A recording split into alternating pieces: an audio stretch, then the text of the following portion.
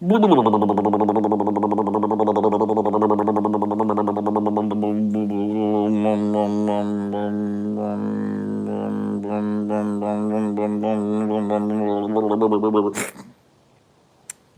I feel better. I'm gonna start doing that every morning.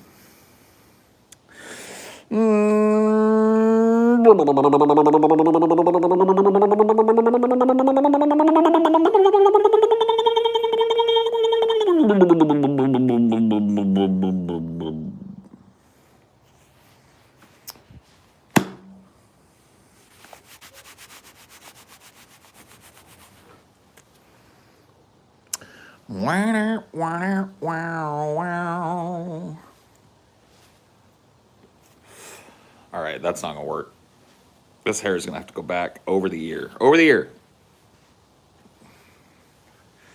I want no competition. What it do? Hello, hello, hello. Yeah, your experiment, David. I did another one about your flute the other day. Paul should get a nose ring. I had a septum piercing back in the day. Not a very high gauge one, but I haven't worn it. I can't even feel the hole in there anymore when I pick my nose, so I'd have to get it re-pierced and shit. Fuck that. Nope, nope, nope. The only piercing that I used to have that I think I could open back up on by myself with relatively little pain would be my labret. Yeah, I want to get tats.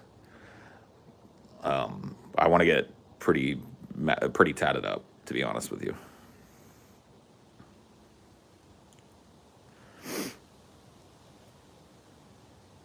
Paul, what made you decide to get chest surgery when you were younger? I didn't decide it. So I had what's called gynecomastia when I started puberty. And it's a disease that, if left untreated, can cause dudes to grow straight out tits. Like, if you ever seen a dude that's got straight out tits, more than likely that dude is suffering from gynecomastia. And so I went to a doctor to have them look at it, and was diagnosed. And my parents decided that, like, I wasn't allowed to make those decisions when I was a kid. It wasn't like I was unhappy about the idea of correcting it. It was something that I was self-conscious about, rightfully so. Something about my body that didn't feel like it matched, what I felt like I was. And so I was happy to get it fixed, but it wasn't my decision to get it fixed or looked at.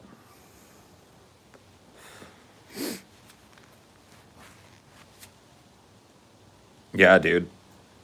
Had I left it unaddressed, I'd have some big old titties probably. I don't know. I mean, I already have like fat guy level titties. Got a good fistful of titty there. But I have a feeling it would have been far, far worse had I not dealt with my titty problem. Yeah, I could have had some big old mommy milkers, I guess. Now all I've got to show for it is dead pepperoni nips. Go figure that. I'll tell you, big old milkers ain't, they're cracked up to be to carry around. I can imagine. I can imagine. Yeah, they interceded when I was a teenager before I had anything that you would call big old milkers. But I was starting to get, look like I don't know, breast development. Yeah, and probably felt firmer than it should have been. It was just not, it was I didn't like wearing t-shirts at school because, and it was, I got it done my freshman year of high school. And I just didn't like the way I felt or looked. It was like a gender-related thing. I felt like I had something on me that looked feminine in a way that I didn't want to look. And that made me really self-conscious. And I used to wear, like, sweaters even in the summer and shit, layers, and like a t-shirt with an overshirt unbuttoned over it to kind of hide the titty constantly. because I was ashamed, and that's why my parents took me to the doctor to just see if it was like, normal fat kid stuff and it wasn't. I mean, I guess it is. Fat kids, when you're fat, your body produces more estrogen. And when you're fat, when you're going through puberty, that's when a lot of dudes develop gynecomastia because you're getting these huge doses of hormones. And that was that. Did they offer you hormone therapy? I didn't need it. I remember it being talked about.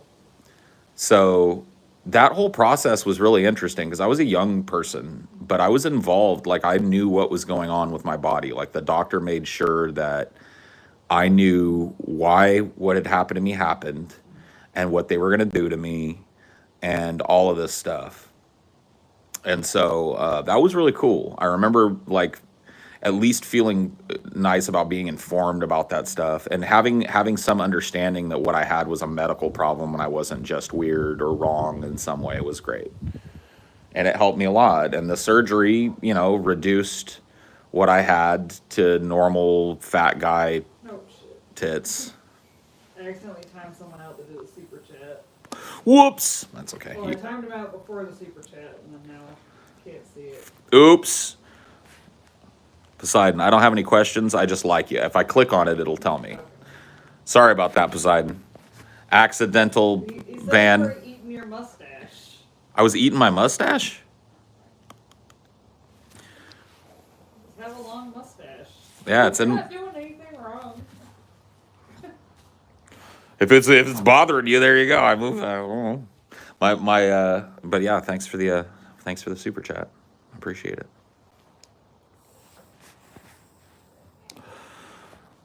Do the gods love piety because it's pious, or is it pious because they love it? What? This is nonsense. I don't know. Just learned about gynecomastia in class. Interesting. Yeah, I never learned about it in any class. Well, hey, at least you won't get breast cancer now. I don't know if that's true. They leave some. Yeah. So the surgery was explained to me as every dude has breast tissue. You're supposed to have some, not as much as I had. So what they did is they went in, cut my nipples off on both of my man tits, went in and pulled the breast tissue out and cut about half of it away and left a pad there so that I didn't have like a sunken chest. And so that's what that was. It basically killed sensation in my nips. Like my nips are not, like I can feel like I'm pinching my left nipple really hard. The sensation is more like around it. It's dull, yeah. It's dulled. Like if you grab around it, it probably feels different than if you just grab the little nip itself. And I also think there was nerve damage here in this pectoral muscle as well, because I get weird twitches here in this pectoral muscle that started after that surgery that I've had since the surgery. So that kind of sucks, but I've learned to live with that. That's what a lot of fucking trans dudes have to deal with. It's just dead nips. I guess so, yeah. I don't know, really.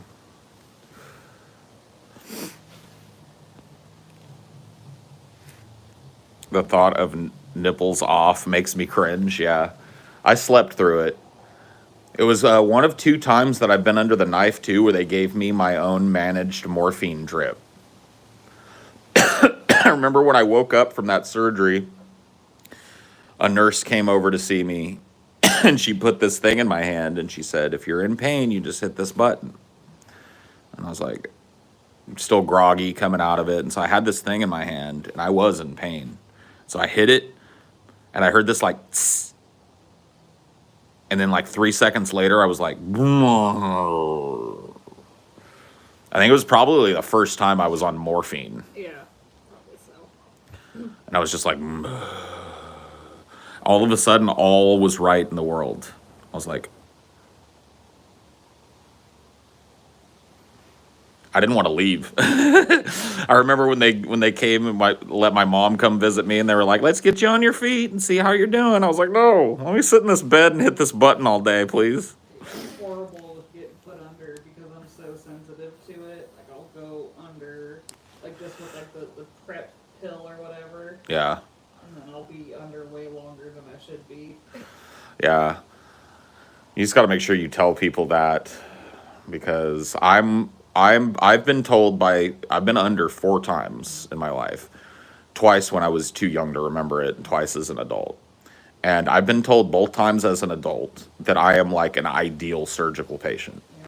I respond perfectly to the right dose of whatever it is. I don't wake up. They don't have to modify my anesthesia. Like, anesthesiologists will tell me, like, man, you were easy peasy. I mean, I don't want to tell them to not do too much though. 'Cause then what if I wake up? Yeah. It's a fear a lot of people have, but you need to understand, like, anesthesiologists know what they're doing. They know how to keep you under and what doses you need. They would probably be happy to know your history of having trouble being put under. Like, just let them know that, hey, the dosage in the past has been, I've been under way longer than they wanted me to, and yada yada yada. And they'll manage it for you. And like, I mean, they never like brought up the concern specifically. They were just they were trying to get me out of the hospital, and I was still, yeah. I remember when I had my, and I've actually forgotten about a time under the knife. Got the pilonidal cystectomy is the one that I forgot. So that's 3 times as an adult that I can remember having gone under the knife.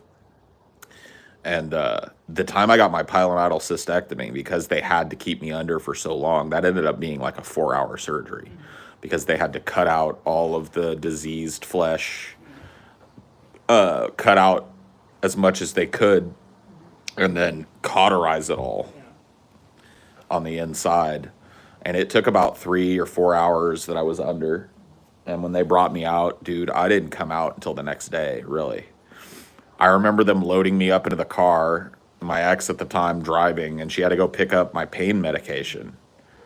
And she was like, "Can you stay? Can I leave you in the car?" And I guess I told her, "Yeah, that's fine." And she came out of the pharmacy with my pain medication, and I was wandering around the parking lot trying to find cigarette butts. She was like, "There's a pack of cigarettes in the car." I was like, "Oh, okay."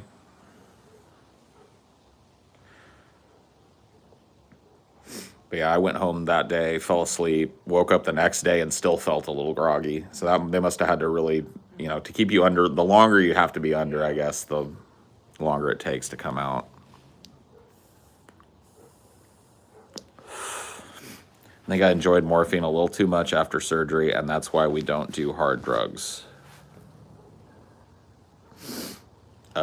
Yeah. Well, I don't know. I've only had morphine a few times in my life, and only memorably twice. Once when I got my gynecomastia surgery, and I had the self-managed drip that I could hit the button a couple times and it would dose me. And then once when I was having a gallbladder attack. And so in order to prep me for emergency surgery, because I was writhing in agony, I couldn't stop, like, ugh, ugh. And so they fucking came in, put an IV in me immediately, and the doctor, I remember getting examined. Is examinated? Is that a word? I think so. Yeah. I remember getting examinated by the doctor. I don't know why, I just, like, my brain was like, that isn't a word. You just made up a word. I was like, no, examinated is a word. I got examinated by the doctor, and I remember I was clutching myself, and he said, "All right, try and let go, and let me see." And then so I put my arms by my side, and I'm just sitting there like, oh. And he pressed on me, like right here, underneath my left man boob, right underneath my ribs, and he just pressed very lightly with his fingers, and I almost passed out. I screamed, and he was like, "It's your gallbladder. We're gonna go ahead and get you something for the pain."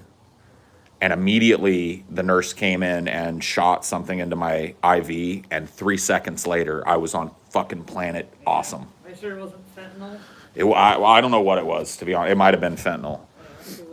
When my ex got his stent, they just fentanyl him up because he wouldn't stay still. This would have been back in like 2008. Yeah. So I don't know if fentanyl was around in 2008 yet. Maybe it was.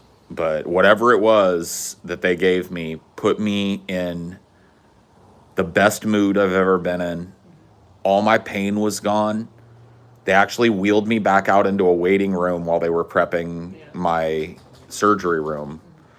And I was sitting there in my hospital gown in a wheelchair. And there were people, sitting around all in the waiting room. Some of them sick, waiting to be seen. Some of them just like...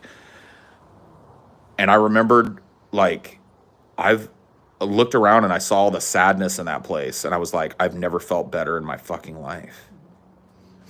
I made the juxtaposition that I was sitting in a really sad place and I didn't give a fuck. And then I realized I don't give a fuck about anything. Nothing matters and nothing bothers me. And that feeling, man, I'm telling you, dude. I've never taken heroin. I have taken, like pill form opiates and stuff. And that feeling is unbelievable. For a person like me, I believe that there are certain types of people that are more prone personality and mental process wise to be addicted to different kinds of drugs. So I think that there are certain people that have a mental process that makes them more likely to be addicted to like uppers, like meth or coke. And then there are people that have a mental process that it makes them more prone to being addicted to the opiate side of things, the downers, the barbiturates. And I definitely know which side of that coin I'm on.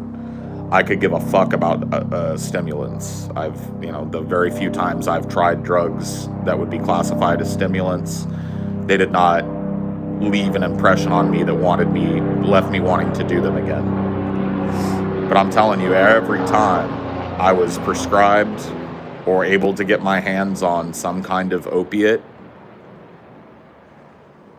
unbeatable, that feeling in me. It gave me like a month's worth for wisdom teeth, which was entirely too much. I wasn't paying for like 3 days max. Like, here's a month. It's crazy. Yeah, they used to hand shit out like candy. There was another drug I was on, and I can never remember the name of it after the pilonidal cystectomy. They put me on a pain management drug because I was barely able to move. Maybe? I don't think it was Dilaudid. That's, it was some kind of pill. It was a big pill. Percocet? It wasn't a perk. It wasn't a Vike. It was like oxycodone. Yeah, they also, oxycodone and oxycontin, they're basically the same. I don't believe it was oxycontin. It was oxycodone. Yeah. And that pill, I would take it twice a day. As soon as I woke up, because I would be in immediate insane pain. And then right before I went to bed. And a month of my life went by that felt like 3 days. Yeah. I literally just existed in this fog of like opiate happy. I sat and played video games. I had a friend that I worked with at Starbucks that brought his old Nintendo and all his old Nintendo games and hooked them up to a TV for me at the end of my bed so I could lay on my stomach and play video games. And I would do that. I did that for a month, and it felt like 3 days because I was on that pain management regimen. Those drugs are no fucking joke. Had me take it like 4 times a day. I'm like, are you trying to get me addicted to oxycontin? Maybe he was. What the fuck? I just got my teeth pulled out. Do you have withdrawals when you stopped? No, they did a step down program with me because I'd been on a twice a day regimen for a month. They had me keep taking one a day for a while, and then I had another checkup and they cut the dose in half on that. So they stepped me down off of it. So I think they did the right thing with me on it, because I don't remember having any kind of like withdrawals from it. In fact, to be honest with you, I was happy to come out of that fog when I did. When I really started to rationalize how much time had passed, I was like, fuck, man, I want to get back to work, and like I want to go outside and like all this shit, you know? But when I was heavily medicated like that, it was who the fuck knows, bro. I was in who the fuck knows town.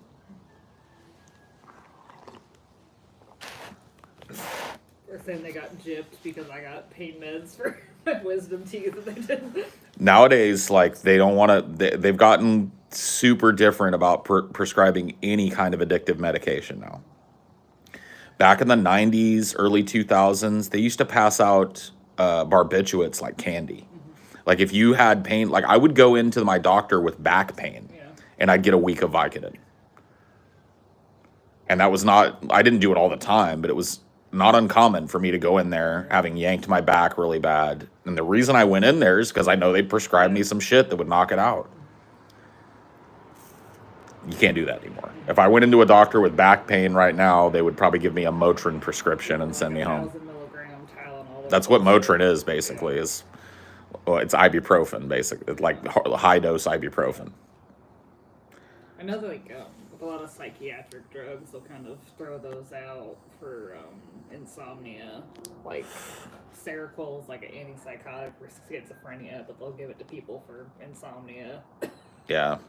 I mean, they're finding it. There are different uses for different pharmacological drugs, especially the ones that affect brain chemistry and shit. Fucking Seroquel would be like, has he developed diabetes over time? So yeah, not good stuff. None of those drugs are like ideal to be on, but some people have to have management. Whether it's pain or mental problems or whatever, they need chemical balance in their lives, and that's the way they have to get it. We don't have a better way now. I think doctors are becoming wiser to the addictive properties of opiates, although there are still some doctors who can be paid off or don't care. Plus, doctors can be careless and overworked. Oh, for sure, yeah. I mean, clearly, if we're having an opiate epidemic where fentanyl patches are being found on overdosed corpses and shit all over, especially like the Rust Belt in Ohio and shit, those, like... junkies are not making fentanyl patches in their fucking ramshackle shed out in the middle of nowhere. You know what I mean? That's not that's coming. That somehow that is getting passed from a doctor to a person, or at least like a nurse or something. So somebody with prescriptive power is writing a script for that shit and putting it out in the world somehow, and it's enough of it is hitting the street that people are dying of it. Yeah, Ohio's particularly bad for whatever reason. Yeah. Well, that whole area, like Ohio through the Ozarks and shit. There's a documentary that I watched. I think I showed it to you called Oxyana. We didn't watch it together, but I told you a little bit about it. We were talking about this very thing. Yeah. Well, a lot of shit drove through Indiana. Yep. And Chicago and shit. Yep. Oxyana, actually, I don't think it was Indiana. I think Oxyana takes place up in the Ozarks, and it's a play on the name of the town. Yeah. The name of the town is some other name, and they call it Oxyana because it's literally a town that is dead from opiates. Nobody in the town has a job. No businesses exist in the town that are privately owned or like, you know, owned by fucking, like, local people. Everybody there's unemployed, on the dole, and addicted to pills. And it's an entire town that's like that. They also run a lot of guns through Indiana, too. I imagine. I mean, it's such a trucking hub. Yeah. Smuggling and trucking go hand in hand. Well, and Kentucky so is like the number one hub. Kentucky and Indiana are Indiana mostly because of Kentucky is a huge trucking hub. It's like a heart-beating central trucking hub in the United States, and that means that everything illicit comes through there. Human trafficking happens through those places more than your average place. There's big old boats that go down the Ohio, and those get loaded onto fucking trucks. Think about the access to different directions where you can load cargo onto different things and put a different, you know what I mean, like. Access to the Mississippi through the Ohio, access to, you have access to all the waterways. The Great Lakes waterways are accessible from there. So it's like you can smuggle people, drugs, guns, illicit things, and that's where it happens. They're more concerned about keeping the fucking weed out from Michigan. Which is fucking so ridiculous. Well, watch the border of Michigan. Better not have any fucking weed. Yeah. But OxyContin back when I was in my 20s and 30s was the big boogeyman, and now you don't even hear about Oxy anymore. Now it's fentanyl. Fentanyl patches, Or fentanyl like this, fentanyl sales that. will go up when someone ODs. It's like, oh shit, that's good shit. It's crazy, dude. But that is how junkies think, though. When they hear that somebody's got some shit that somebody OD'd off of, they think, oh, that's the pure shit. Yeah. I can cut that down farther and make that last longer, and and have a cleaner high. Fuck yeah, I want that. So it's like almost an advertisement when somebody has some shit that kills I somebody. had to like overhear someone ODing because I was in the hospital with my ex, and like literally right next door there was someone just ODing right Yeah. in bed, and they were doing all the shit, and it just wasn't helping. They Just Narcaned like 6 times. It was just It's fucked, man. I have thankfully never been present when somebody OD'd. I didn't grow up in an area that had a huge opiate problem. It was a problem, but I never had friends that were into it. I was probably the one that got the heaviest into opiates out of my friends. I flirted with an opiate habit for a little while. I wasn't on it long enough. I had a fucking scary experience and stopped. But I was developing a daily pop of Vicodin before you go to work habit, and that was turning into pop of Vicodin when you get off of work, and then that turned into pop of Vicodin before work, after work, and then drink, and then that turned into pop of Vicodin before work, after work, maybe pop another Vicodin a little later on in the night, drink and smoke weed. And I reached a point where I literally didn't even feel like a fucking human being anymore. I was spun so many different ways. I was chasing pain, not physical pain at that time. It was mental pain.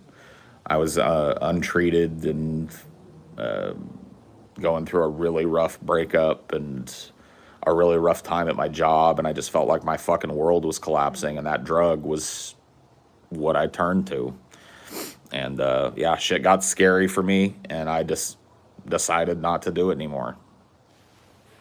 I don't know if opiates are advertised on TV, but like management for opiates. Like I think one Super Bowl they had this thing for people that couldn't poop on opiates.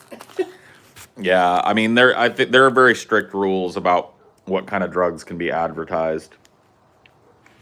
I've never seen a Vicodin ad, but everybody knows what it is. Yeah, fucking House MD.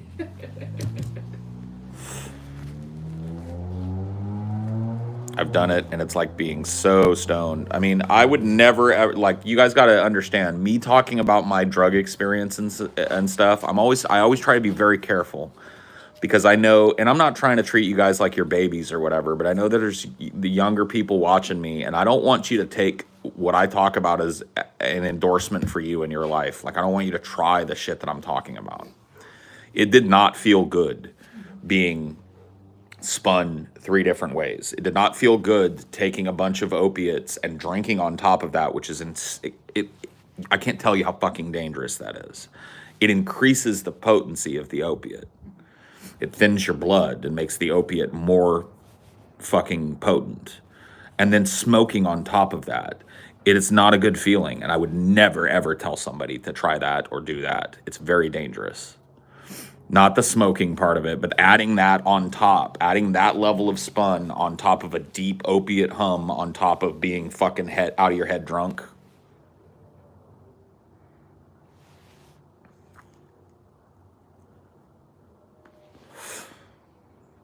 And I got really bad. I had a family member intercede with me, not like a traditional, like, I guess it was kind of like an intervention. And it was a really strange one, too. I've been not estranged, but me and my sister have not been super close, my biological sister, for a long time. And we're still close. We still love each other, but we're not, she's of a different world than I am. She's a very, very church-going, super evangelical Christian, and her whole life is built around that. And my life is void of that completely. I don't partake in that at all. And so, as silly as it may sound, it's a division in our lives. I live very differently than she does. And so it drives a wedge. Like we were living in sin. Right. When I, yeah. The last, When she came to Louisiana. right, yeah, the last two relationships that I've been in were sinful relationships in her mind. And I don't want to go into the details because really it is what it is. But what the point of saying that is that she saved my life. She showed up at my apartment out of the blue one day.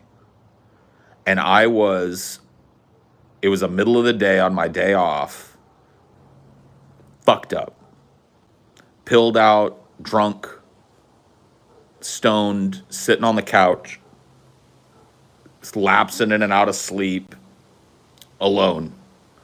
All the curtains drawn, all the lights out, bad news bears. And I didn't call anybody and tell anybody like, hey, I need help or anything. She had a bad feeling and showed up at my house out of the blue, which is so rare. Like, you have to understand, it's just not something that we do.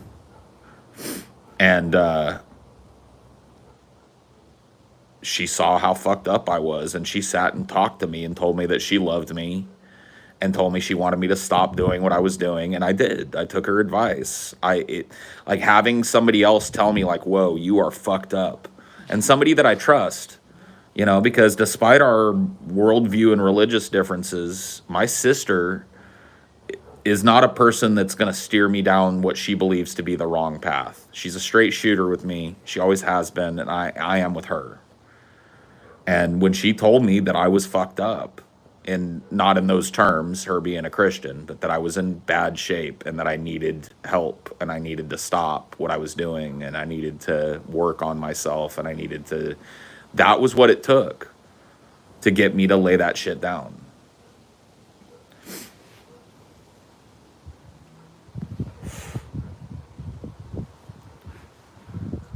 And, not a lot of people get that. Had she not showed up that day, I don't know what the fuck would have happened to me, dude. I might have ended up a pill addict and my life would have spun a whole different direction. I'll tell you that much. You guys probably wouldn't be talking to me. I never would have started YouTube. See, this was all pre-YouTube days, right before I started YouTube. As a point of fact, YouTube in the early days was something that I did in addition to theater. It was like a supplement to theater. That is what saved me. That's what replaced the opiate in my life, was getting out and being on stage again and having that channel and ranting about that channel. That kept me clean off of that shit through the time where I really craved it. And now I'm lucky enough to where I have a wariness about it, but I don't crave opiates all the time. I don't have this like constant, I'm not worried that I'm going to go out and, cop opiates, or that if one of my friends offers me it, I'm going to take it. I'm not in that place anymore. And to get from a dude that was relying on opiates to function to a dude that is not relying on opiates to function, it took that. I had to focus on that. I had to find something I loved in my life that wasn't destructive, or at least was less destructive. Being in those plays, it meant I was working like 20-hour days. I would go and I would work long fucking shifts at Starbucks, and then as soon as those were over, I would show up at my rehearsals with a backpack with some clothes in it for rehearsal, and I would change there at the fucking venue. So it meant I was fucking always engaged and shit.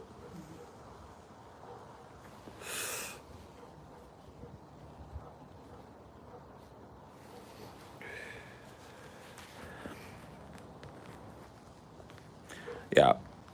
I realize looking back on it how lucky I was. I mean, I might, I'm not saying that that's the only way I would have kicked. I might have come to that conclusion on my own. I don't know, but I'm telling you, I was in a fucked up place. And she showed up out of the blue. And it was talking to her that set in motion me getting off of that shit. Did opioids make learning lines more difficult? I was not on the opioids when I was back in theater. So I couldn't tell you. I would never pop pills before a show. I would never go into a show drunk or high or out of my mind in any... depending. Like I could probably do a play a little bit stoned due to my tolerance and be fine and have that be fine. But like I would never show up impaired to do a show. Like doing a stage show is something that is so collaborative and you have the weight of everybody on your shoulders, not just, and everybody shares this. If you're a part of that show and you fuck up, it fucks everybody on that show. From the lighting designer to the set designer to the director to the costume designer to the makeup artists in the back that help you. It fucks everybody on that show. Well, like, the fucking last meetup was kind of shows like the cascading effect of that. I mean, the last meetup though ended up going off without a hitch. It was fine. We got our show done, and we got to hang out with everybody, and it was fine. But you're right. I mean, like you have a show to do, and you show up impaired to do that show. You fuck everybody in the show. So I took that shit very seriously, and if I did a show in the future, I would take that shit very seriously. It's a collaborative effort, and everybody has to give 110% for a show to be really good. That's what everybody wants. Nobody is putting their heart and soul and life and free time into being in a piece of theater that wants it to be shit. They want the audience to be moved by it. They want the audience to find it amusing or funny or interesting.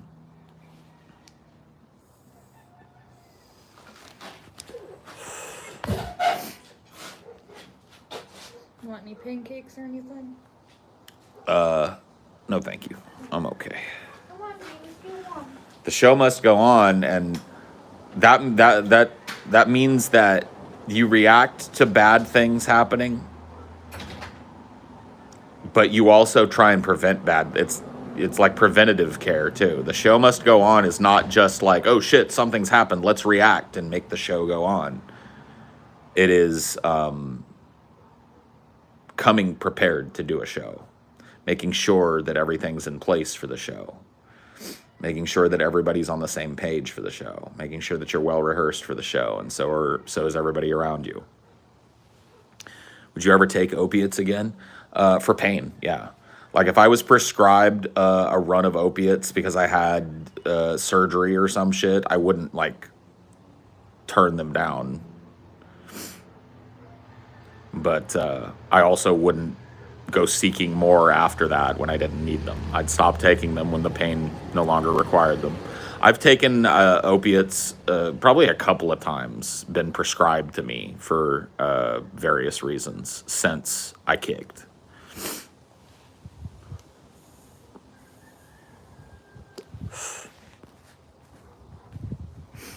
Greetings, comrade. Addiction is bad.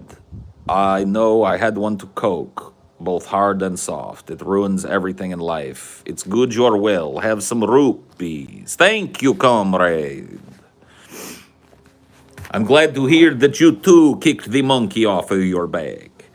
I'm not trying to portray myself, by the way, like I was some kind of hardcore addict. I never went down the road as far as some people went. Somebody interceded in my life, and I had that moment of clarity before it was really, really on top of me and really destroying my fucking life in a tangible way. I was lucky. So I'm not trying to give you guys some hard luck, I was some fucking hard, years-long opiate addict story. That is not true. I feel with creative group projects, you're stuck between either lazy people you're friendly with or dedicated artists that are a pain to be around. Well, you know, like the process by which a show is casted and maintained by its directors.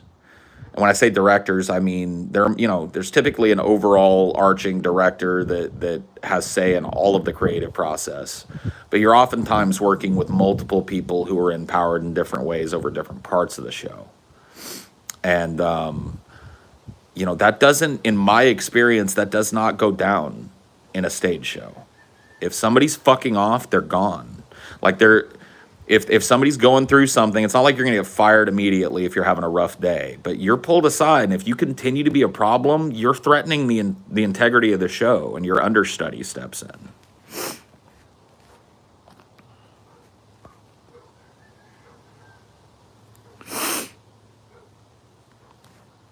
How much of our addictions are mental health in origin? Well, I mean, addiction is a mental health problem. And oftentimes people are medicating mental pain. I don't know. I don't think you can really quantify that because the amount of addicts out there is really unknown. It's speculated upon. They have numbers of people that have sought treatment or been involved in the system, and so they can count those. But there are still thousands and thousands of addicts living among you in this country, in every city, that, function on some level. It's destroyed part of their life or removed joy from their life in some way, but they've never had that moment of I got busted or I got this or I got that. They're just addicts. So it's hard to know how many are even out there. How bad were your withdrawals? I remember feeling sick for a few days. I didn't kick like immediately when I had that talk with my sister. But I didn't plan on it, but I guess I kind of tapered myself a little bit. Having that talk with her was kind of like the seed that was planted. And so I stopped abusing as much. I stopped drinking on top of it. And then I stopped taking it as much. And then I found something that took up so much of my fucking time that I didn't have time to sit around pilled out. And at that point, I remember feeling flu-like kind of symptoms for a few days, and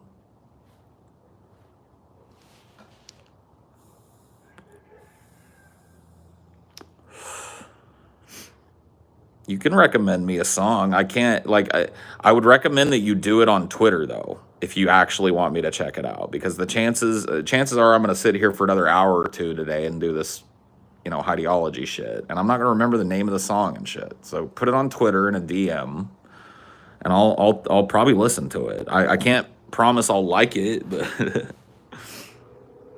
all right, yeah, well, just refresh it. And that's the other thing, is I'm sorry, but I'm not great at Twitter either. I've been trying to be better about it, but I'm not great at Twitter. I don't like checking fucking DMs and shit. So, but I'll get to it. I'll look for yours.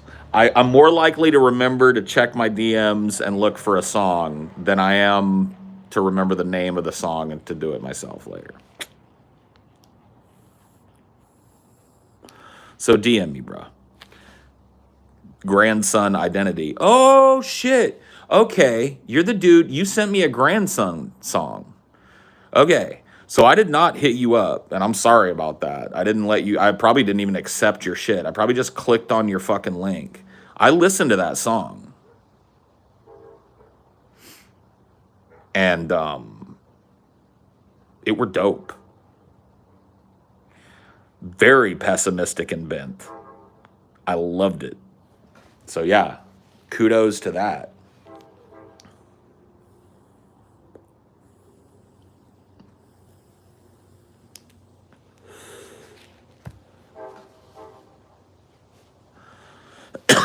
You're banned from Twitter because you said you wanted to what fuck him.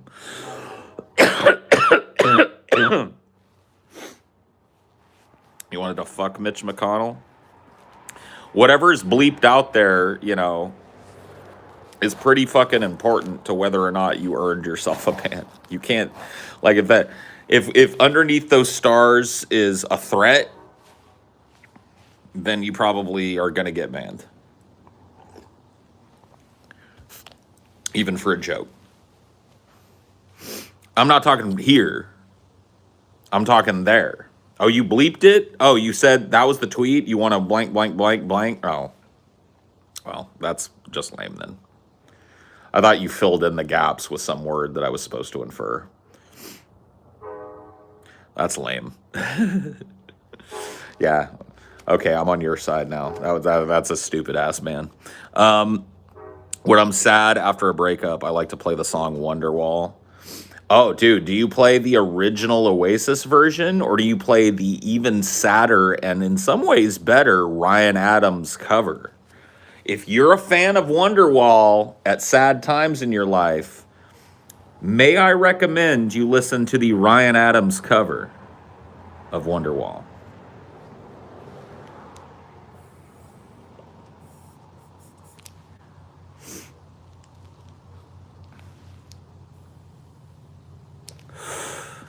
Yeah, Ryan Adams takes a different kind of line through it.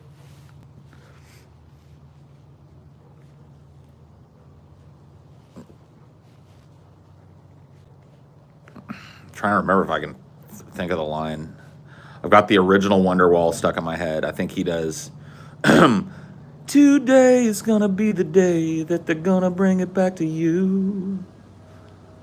By now you should have somehow realized what you gotta do.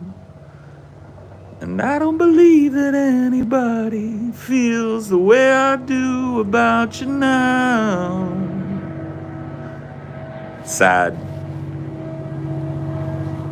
He adds a different note to it. Champagne supernova in the sky. Someday you will find me caught beneath a landslide in a champagne supernova. I don't hate Oasis. I actually really like them. I follow Liam Gallagher because he's insane and stuff. I like reading his tweets sometimes, even though none of them make any sense. Oh yeah, no, dude. I love Oasis. You gotta love Oasis.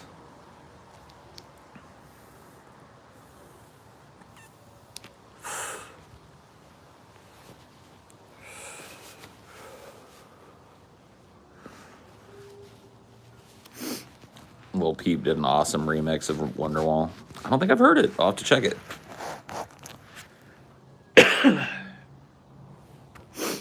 I opened the stream and Paul's singing. What a time to be alive. Aw, yeah. I like singing, man. I'm not the greatest singer in the world, but I like doing it. Especially songs that I'm really familiar with. Because I can do the vocal cheats I need to get through songs that I'm really familiar with. In and out of a cappella, or in and out of falsetto, I mean. Sing the Soviet anthem. I don't know it, dude. Dostrino stabrastik na Vladivostok do labora dinos do flakradna bus rota jako tora plasligja Le flagleg dida frura snitchnisna. That's as close as I can get. How do you feel about artificial intelligence? Your conversation with TJ and Scotty about monarchy made me think about one world AI government. I don't know, man. I really like. I think that there's a possibility that we could develop some kind of governing AI that it would be worth turning the keys over to. That would be a good steward for the planet and for us. And but I don't really think that's a probability. I think that before we get there, AI is going to be used for advertisement and spying and, nefarious things. I do think it's a possibility that something like that is developed, whether or not humanity is able to survive that transitional period, because there are going to be tons of people who are just on the face of it against the idea of turning over the governance of humanity to something that is non-human. But if we could get there, I feel like having an AI that was so integrated that it was able to dispassionately examine evidence and, identify problems in people before they become out of control wildfires in their life, provide the right amount of resources to each of us, so as to increase our ability to pursue happiness and self-expression. You know what I mean? I think that an AI could handle that. I don't think I don't think a human being could handle that. I don't think any group of human beings could handle that, because the difference between an AI, at least a functional governing AI like I'm talking about, and a group of human beings is that one of those two things is susceptible to greed, corruption, and self-serving abuses of power, and the other is designed to eliminate those things. So, yeah, like a daddy bot. I've talked about this before, and people, I understand these are ideas that like don't they rub people really the long way, or really well, I guess the long way and the wrong way. These ideas, but I've talked about this religious impulse that exists in human beings. Some people would call it the spiritual side of human beings. I don't really like that term because it implies a spirit, but whatever. This need in a lot of human beings to have that connection to some creative force. I really think that with its implementation over a long enough period of time, that it could be an outlet for people to worship something that actually does provide for them. You know what I mean? They would have an actual God to worship, not some intangible God written about in some old fucking tome somewhere. They'd have themselves a God.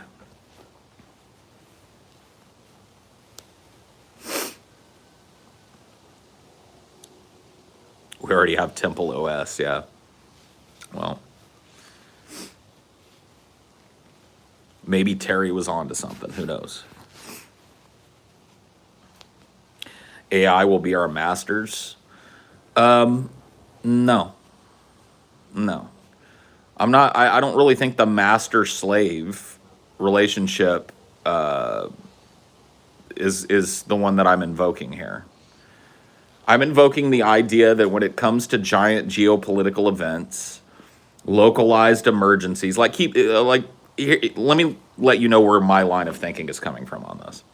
Imagine COVID-19, fresh in everybody's mind, still a huge problem the world over, right? Imagine a world where there was no China, there was no America, there was just one globe, by the way, that you could freely move around in and live in different parts of. So imagine imagine that in your mind, that we are all one species and we are governed at the highest level by a governing AI. COVID-19 breaks out in Wuhan, China. There would have been no dithering. There would have been no China trying to save face in the international community. There would have been no bullshitting from the Chinese government about the virus. There would have been no obstruction of officials from other countries, epidemiologists from other countries, when it came to them wanting to get in to examine these patients and take samples of this virus so they could start looking at it. None of that would have happened. AI sees problem. AI knows, it doesn't even have to think. AI knows immediately. Quarantine this town. Quarantine the sick. Quarantine this town. Institute a stay-at-home protocol. Institute a mask protocol. Explain to people what's going on and why. Immediately blast out the information about what's going on in Wuhan to the world, so that the world knows that this town has been segregated and there have been no cases outside of it reported. If there are cases outside of it that are reported, the AI, once again, knows immediately what to do, knows immediately how to segregate the sick, knows immediately how to minimize the spread of the dangerous virus, and it never happens. COVID-19 is contained. It, by the way, automatically starts working on cracking the genome of COVID-19 as it's instituting these lockdowns. It takes sample data fed by doctors directly into some machine that it has access to and immediately starts cracking the code on the virus. so that a vaccine can be immediately manufactured and distributed. You see what I mean? Look at the fucking gap that's left by us squabbling and having a world that's divided into different fucking countries that are all arguing and all trying to jockey with one another. Look at it. And I know this is a far-flung thing. I'm not talking about we could have this now. I don't think, we could have done this for COVID-19. It was a thought experiment. Imagine a world, imagine COVID-19 happened 200 years in the future and this AI did exist. It would have been squashed. Genome cracked. Vaccine developed. Who enforces the AI's will? The AI. What do you mean? I'm talking about it being like a caretaker of the planet and humanity. So the AI decides that somebody has done something. You know what I mean? That's it. I'm sorry. You can argue amongst human beings. See, our justice system is the outcropping of what is always going to be an imperfect process amongst human beings. And that is sitting people down in this, here in America, this long legal process that involves them sitting and having a trial in front of a jury of their peers, assuming all of these people are able to come to some sort of correct consensus about whether this person deserves this punishment or doesn't. It doesn't happen anymore. There's no need for that. Well, of course, apathetic jurors. I sat on a jury for fucking 8 months, or maybe even a little longer. It was right at 8 months or a little longer. And I got to tell you, dude, I heard all of the chit chat and all of the chatter that went on back in the fucking jury box and shit. I was privy to all that shit. We weren't supposed to talk about the case at all. That was broken day one in the jury room. Like, as we're waiting. People had their fucking minds made up about this shit from the jump. I did my best. I didn't take part in those conversations. I didn't share my thoughts or what I was writing in my fucking notebook that I had to leave in the courtroom and shit, and that was part of the fucking evidentiary process. I took it seriously because I was like, this, it wasn't like somebody's life was on the line, but somebody's livelihood was, and that's important to me. It was a civil suit. Somebody was alleging that they were fired for fucking spurious reasons. I want to hear every fucking little piece of that. I want to make up my own fucking mind at the end of that. I took it seriously. I took that oath I took seriously. You know what I mean? I believe that if jurors were like that, willing to sit, willing to take notes, willing to segregate their conversations and their thoughts, and willing to not pre-try the fucking trial, you're given all these cautions. It's pretty simple for me to do. Can you tell us if you voted guilty or not guilty, or is it against the rules? Well, luckily for me, and kind of frustratingly, as you might imagine, I did not make it till the end of that trial. So when I was called in for jury service, we were given a range of time, a maximum range of time that this trial could last. And we were told that the trial would be done in 1 month. And for all of us, myself included, I was like, fuck, a month? Holy shit. And so we were all required to sit down and write out any conflicts we might have in that month. And the only conflict I had was that I worked a job, but I also worked for the government. And so I got jury pay and shit. Like my job, because it was a state level job, I continued getting paid.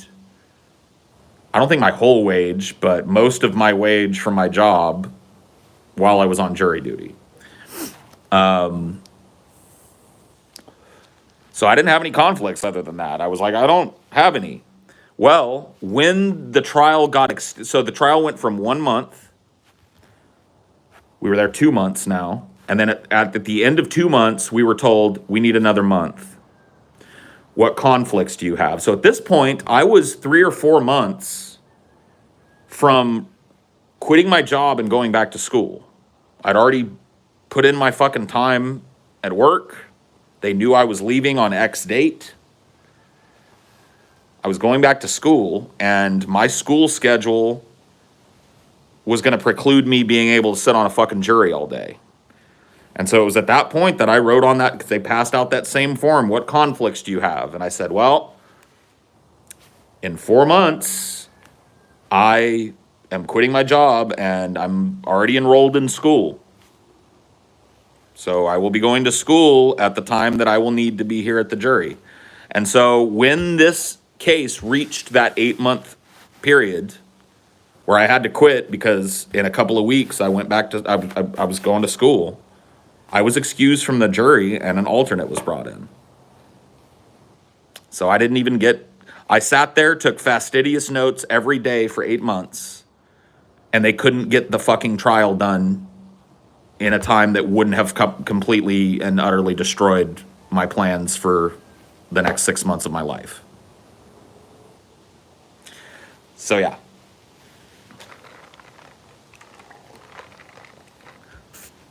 I sat on one of the longest juries of anybody that I've ever talked to and met personally that's served jury duty and didn't even get to vote. Oh yeah, you hand off your notes. You're not allowed to leave the courtroom with your notebook. At the end of the day, a bailiff comes around and collects all of your notebooks, and they are locked up at night in a evidence safe at the courthouse. And then they are delivered, they are set out for you when you reach the jury box every morning. You have an assigned seat in the jury box because you have a juror number. I was juror number 10. Yeah. I was one of the last jurors called and accepted before they started picking alternates. So I was either 10 or 11 was my juror number.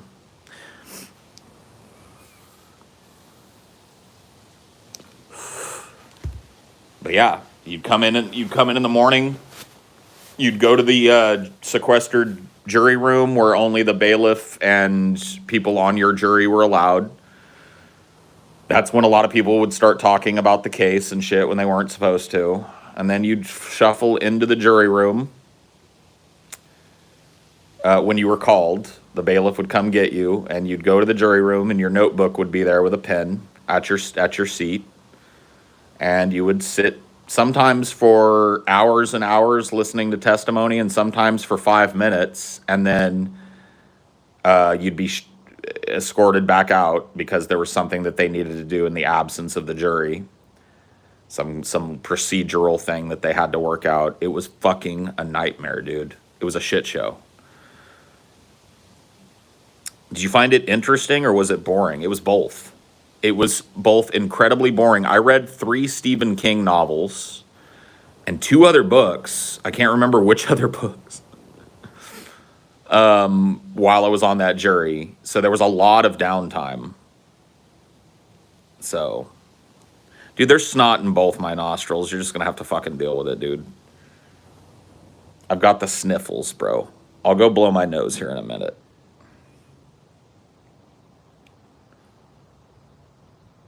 Ugh. Snot! Snot!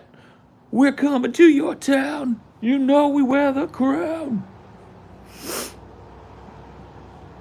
Yep. Snot! Good old snot, dude.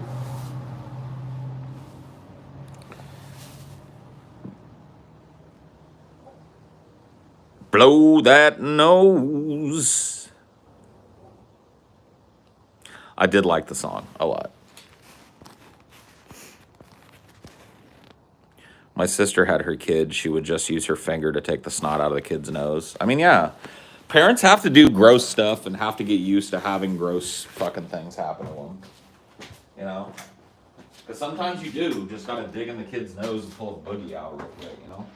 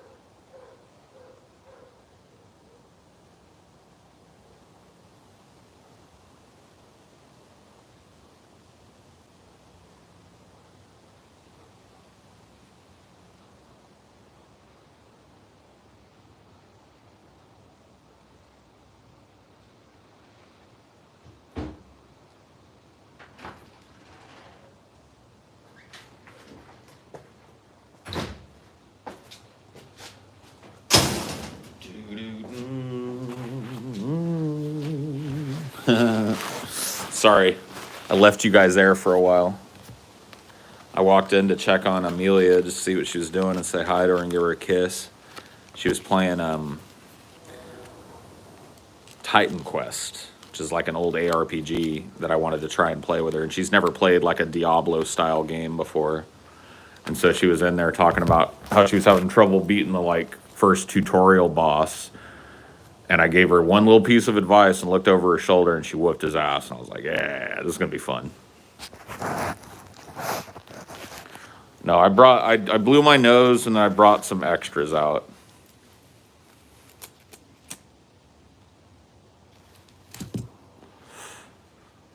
Diablo 2 remaster rumor is back. Yeah, I don't know.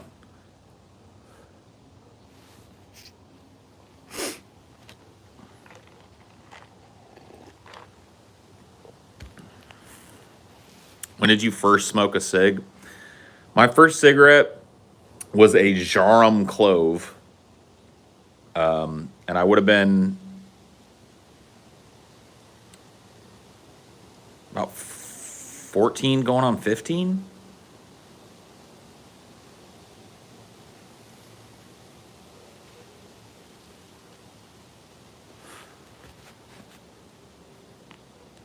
What up, Duck? Dude, I don't know if you saw it yesterday, Duck, but I went through a box that I got, my mom mailed me, that had a lot of my old shit in it. And there were some pictures in there, and one of them was just like some pictures of ducks that I had taken when I was a little kid. It was like not a Polaroid, but like she must have gotten me one of those little snap cameras, and I saw some ducks, and I was like, shh, and I must have liked that picture because she saved it in my box. And I was like, dude, see? Even young, yeah, I showed the picture of them. They're cute. They're the ones that the ones that have the green head. You'll know the ones that are like mostly white and flecked with black, and then they have like that collar and then the green head.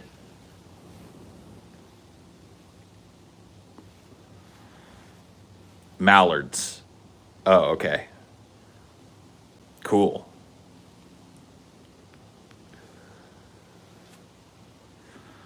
Are those are ducks, right? Those are just boy ducks or what?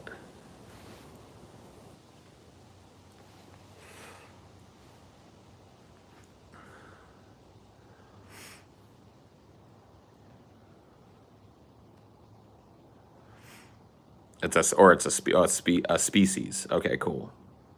Neat. Well, I liked them back then. I had a picture of a duck. No, mallards can be male or female. Only the males have the green, though. Well, it must have been two dudes then chilling, because they both look pretty similar. It's a pretty cool picture. I'll go grab it. You can take a look at it, Duck. I wanted to show it to you last night, but I think you came in after I did that. I'll just go get it. Not that. I'm acting like it's like 20 miles away.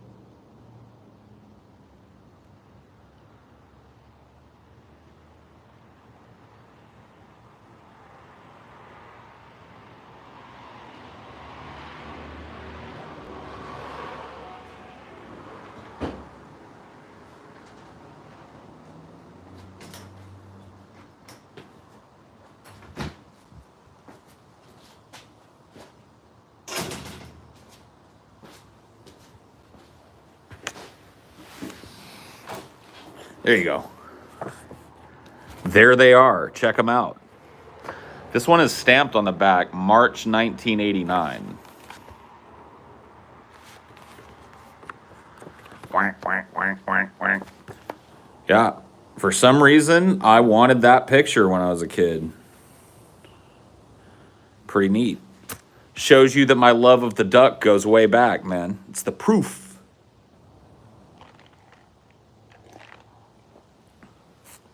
A couple of drakes. Cool. Chilling.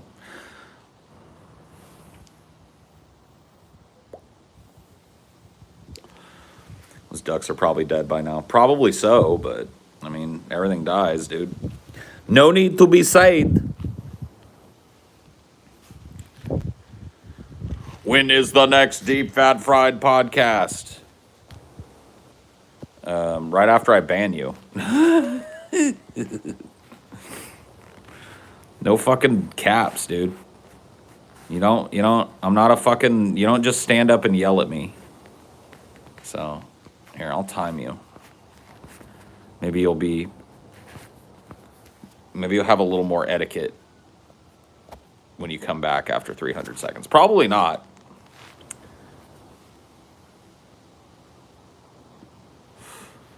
A roof stream? No. No roof streams. I can sing the DuckTales theme, yeah.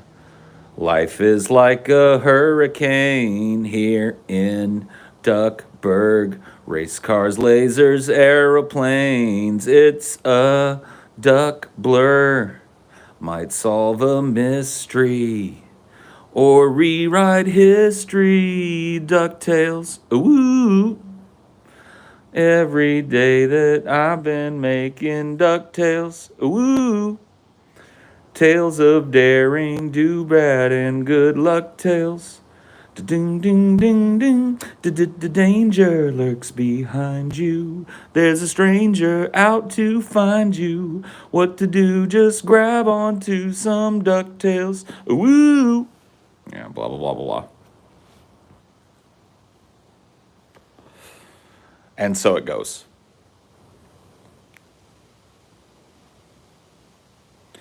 What duck do you like more, Donald or Daffy? Also rupees for pocket. Thank you, comrade. I like Daffy Duck better than Donald Duck.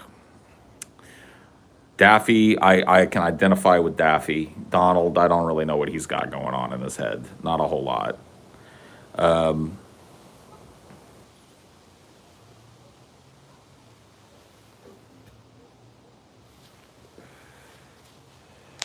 I always like Daffy more than Bugs. Yeah, I mean, Daffy was one of my favorites. I liked Marvin the Martian from the Looney Tunes. He was one of my favorites when he popped up. Michigan J. Frog.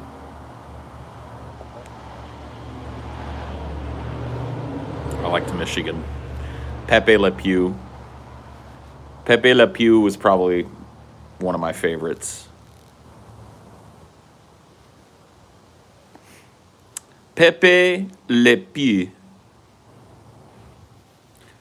50s Goofy, the everyman, yeah. You remember Gizmo Duck? Yes, I remember Gizmo Duck. I saw someone cosplay him in that single-wheeled moped. Neat. That's pretty cool. That's a cool idea. I could sanction that. I could get behind that idea.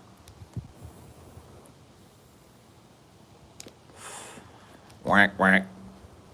Tried to get into Animaniacs as a kid and just found it annoying. Maybe I was just too dumb to understand. I don't know. I remember liking Animaniacs, but I can't really remember much about it other than the song. It's time for Animaniacs, and we're zany to the max. Something, something, something. We have baloney in our slacks. We're Animaniacs. Come join the Warner Brothers and the Warner sister Dot. Just for fun, they run around the Warner movie lot. They lock us in the tower whenever we get caught. But we break loose and then vamoose, and now you know the plot. Dude, digging deep for these.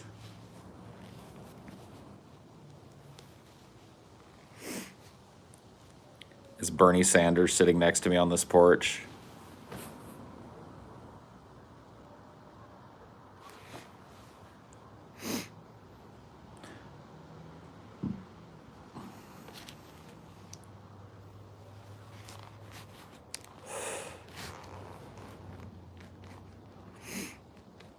Shapiro shared a Bernie meme, so it's dead now. Oh, yeah. I mean, it was dead before Shapiro shared it, to be honest with you. It's been dead a hot minute, but whatever. Cartoons in the 90s was the golden age of animation. I don't know about that. They were fun, but I was also a kid, you know.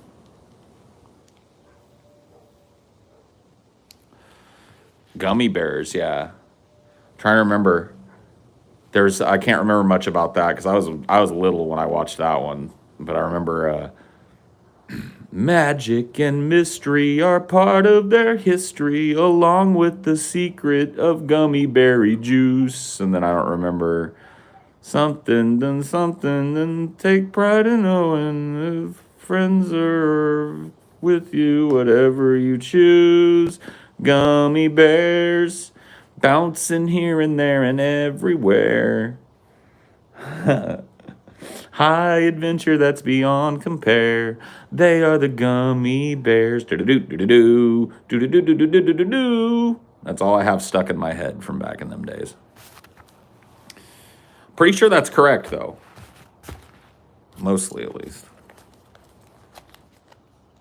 Mostly correct.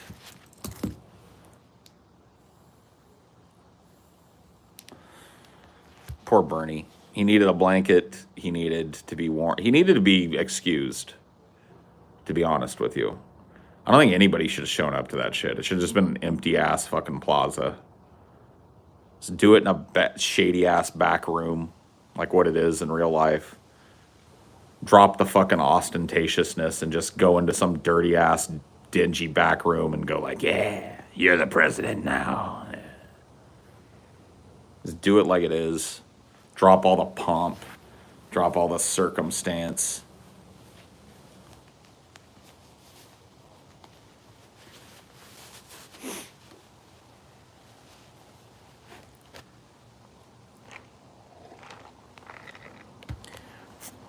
Dude, I cringed super hard the other day, and I really like the guy, but fucking Jim Carrey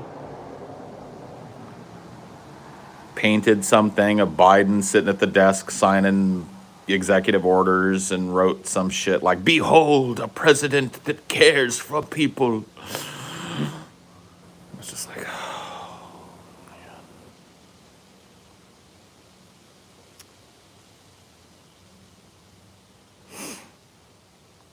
It's like, man, I can't. Oh. Ugh. Ugh. Mm-mm. Mm-mm.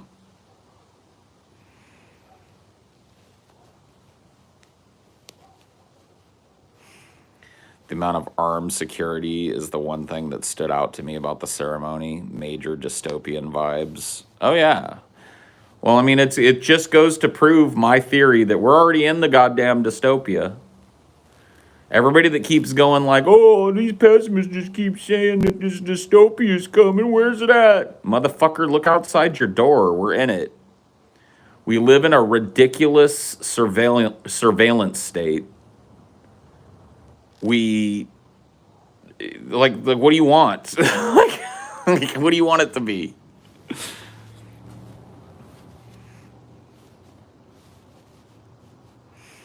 Hello, Peyton. How are you? Maybe because a bunch of armed protesters stormed the Capitol 2 weeks ago. I mean, yeah. Think about it. Like, look around. Look at the Trump presidency. Look at the lead up to the Trump presidency. Like, we're living in it. We're living in a post-truth world with the authoritarian fucking government that cracks down on the barest sign of fucking civil unrest unless it fits a political narrative, apparently, and then the Capitol's left completely unguarded with the entire seat of American fucking governance sitting in it. We live in a nothing land where nothing is true, nothing you can't really trust anything anybody says anymore. Because there's a whole generation of people that have grown up in a world where truth is what you make it. So, of course, they apply that in their lives. It's fucked. We're fucked. I'm not going to say 1984. 1984 is a way more clearly defined, easy touchstone for people to go like, oh, man, we're living in 1984. No, fuck that. 1984 is way more interesting than what we're living in. What we're living in is what I like to call the banal dystopia.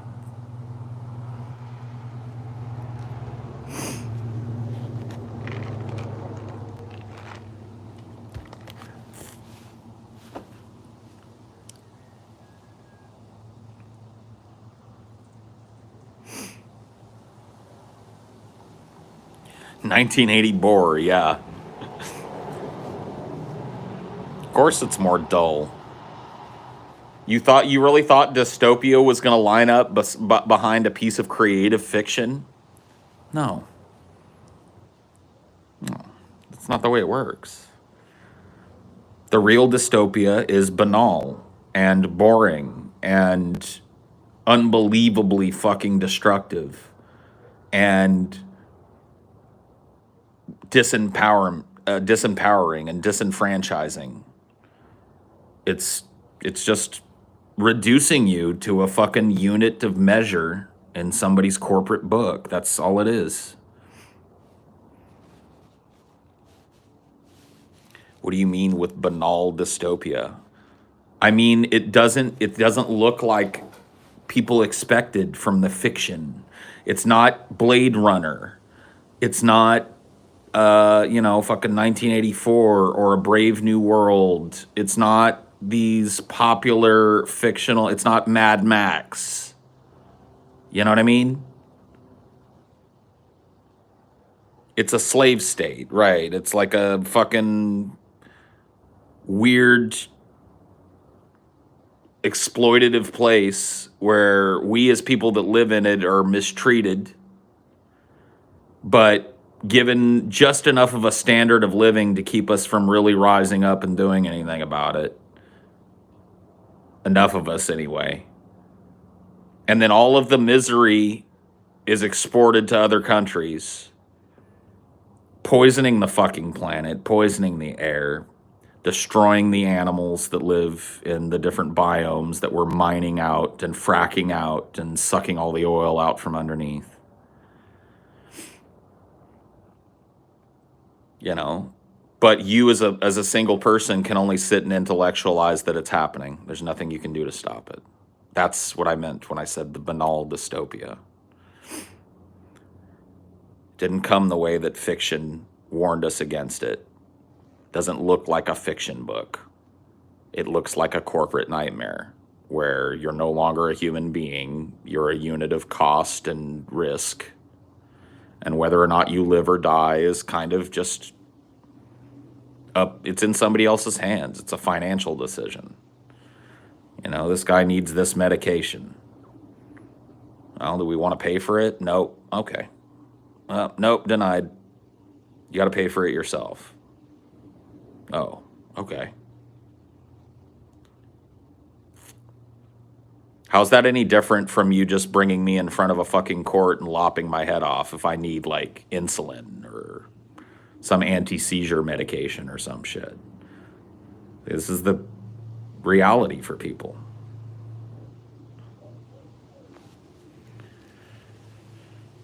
And that's another thing, too. It's like people are talking about, like, well, you know, we've been talking about environmental collapse since, like, the fucking 70s, but where's it at, bro? I don't see it. It's like, you don't?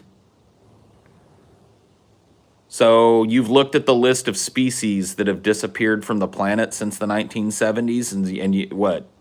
You couldn't read it? Or what? You looked at the different satellite images of the Amazon rainforest before it started to be clear cut, and you couldn't read it? What do you mean? But that's part of the dystopia that we're talking about. What's true is what's true for you. No, la-di-da-di-da-di-da. That gets you through in society. I don't have to care about nothing but my own shit. Doodle-doodle-doodle-doo. I don't gotta give a fuck. Doodle-doodle-doo. Like, what did you think it was gonna be? Some weird prison planet where we're all like, doot, doot, doot, doot. No, most of us have just been encouraged to imprison ourselves.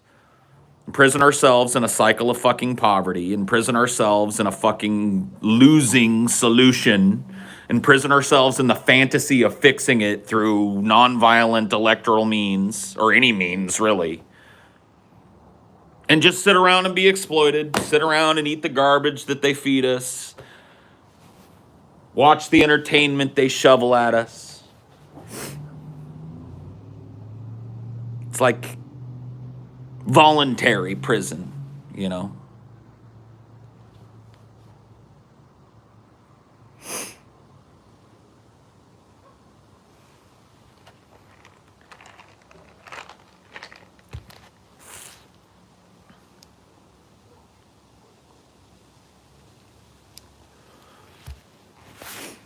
Kick the can. You want to talk about the political process? My entire life and my parents' entire life, it's been a game of kick the can for at least 2 generations. There you go. Got a huge looming problem. Let's put a Band-Aid on it, kick the can to the next generation. Next generation sees it. Holy fuck, why didn't this last generation do something about this problem? We got a giant problem now. Let's put a Band-Aid on it, kick the can to the next generation. Oh, fuck, like, look at what we were handed. All right, well, let's finally fucking deal with this shit. All right, well, how about a Band-Aid and kick it to the next generation? And everybody just kind of stands by and goes like, yay, I'm participating in democracy. And meanwhile, the fucking planet is just like, bleh, bleh. You know what I mean? Well, I guess the planet isn't, but the species that live on the planet are definitely dying, choking, gagging on plastics, dying of starvation because the natural order of the biome that they live in has been completely upset by some kind of strip mine or some kind of fucking new housing project or something. Gone. Doesn't matter though, right? Because fuck you, we got ours for now.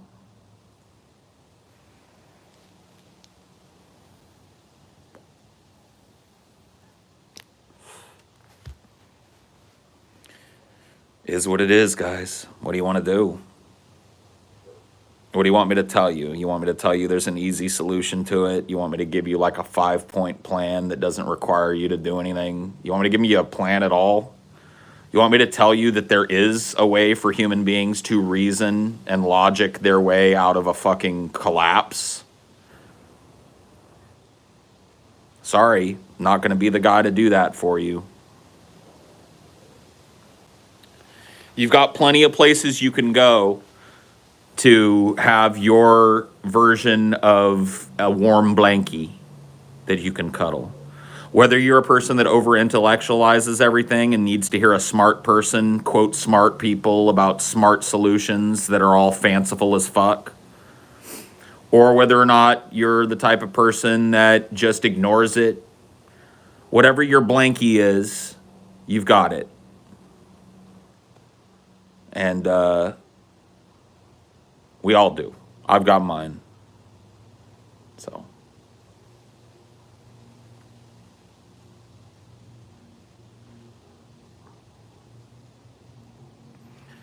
We're living through the 6th. I'm pretty sure.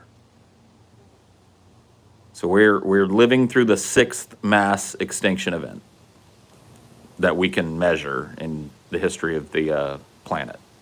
It's either the 6th or the 7th. Do I become a Nazi if I try to talk to Republicans and find common ground? What? No. You become a Nazi when you start advocating for ethno-states and racial cleansing and racial superiority and shit. Most people believe that world peace will be achieved in their lifetime and all of our problems will be solved by hugging it out. Yeah. Well, there's this belief, and I've talked about it here before, and people make fun of it. It's kind of a meme, but the belief in the magic machine. And it's very widespread. You'll find it on the left, you'll find it on the right. There are people you remember I was talking about your blankie earlier? What's your blankie that you cuddle to that lets you go on through life knowing that the world is collapsing around you? How do you rationalize it? How do you put it off? Well, that's some people's blankie.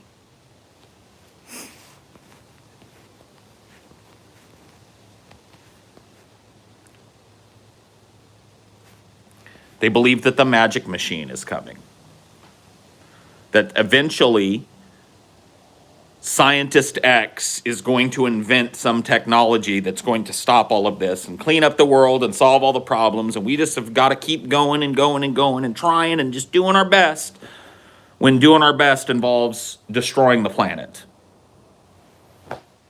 And that's their blankie, the magic machine. And there are a lot of people that you'll meet that if you really drill down into their philosophy, that's where it ends. It ends at the magic machine. Well, look, they'll start talking to you like, well, look at how technology has advanced.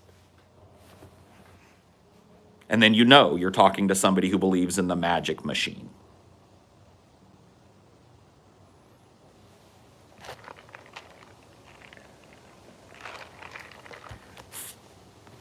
I don't have an opinion about when mass extinction will happen. I know we're living through it. I know that the other mass extinction events that have happened have taken thousands and tens of thousands, and in some cases, 1 million years or more to fully come to fruition. It doesn't happen like it does in the movies, man. There's not like just some virus that kills everything on the planet. There's not just like, I mean, there has been in history, but we're not talking about the type of collapse that comes after a giant fucking like planetoid-sized meteor impacts the planet or something, okay? We're talking about a slow unraveling of the ecosystem where the dominoes, or think of it as a Jenga tower, right? Think of the biological health of the planet, the health of its different fucking ecosystems as a Jenga tower. And what's happening every time a species dies is that we're kicking out a fucking Jenga piece. And eventually, if you look at it in a smaller scale within these ecosystems, enough Jenga pieces are kicked out of those ecosystems that their little area of the big Jenga tower that we're talking about that encompasses all life on the planet, it fucking crumbles. They're gone. The things they fed on are gone. The things that fed on them are gone. The things that they pollinated are gone. We're talking about the utter and complete obliteration of an entire ecosystem, and it happens all the fucking time. It's happening right now. And you don't think that eventually we're going to kick out enough fucking Jenga pieces that the whole goddamn thing is going to be unsustainable? That's how it happens. Slow, and we're accelerating it. It's happening faster than it has in previous mass extinction events.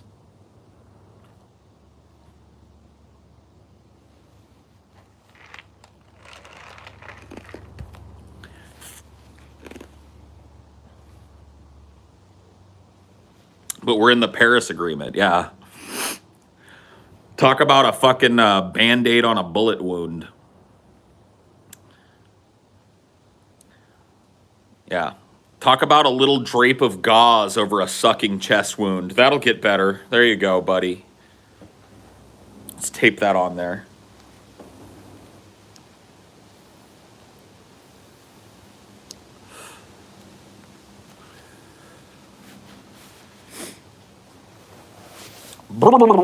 It's fucking cold. Oh, Phoebe's here? Hey, what up, Phoebes? And the nations don't even manage to get the Paris Agreement numbers. Of course they don't, because the Paris Agreement is jerk-off material for wannabe environmentalists. Like, look at how successful the countries that signed the Paris Climate Agreement have been at meeting their carbon reduction quota. They don't have to do it. It's just like hey, let's get around and jerk off the populace about us doing something about this, huh? Okay. I will also look statesmanlike while I shake your hand and sign the agreement. I mean, everything just keeps... Keep fracking, keep strip mining, keep leveling ecosystems, keep poisoning the ocean. Whatever.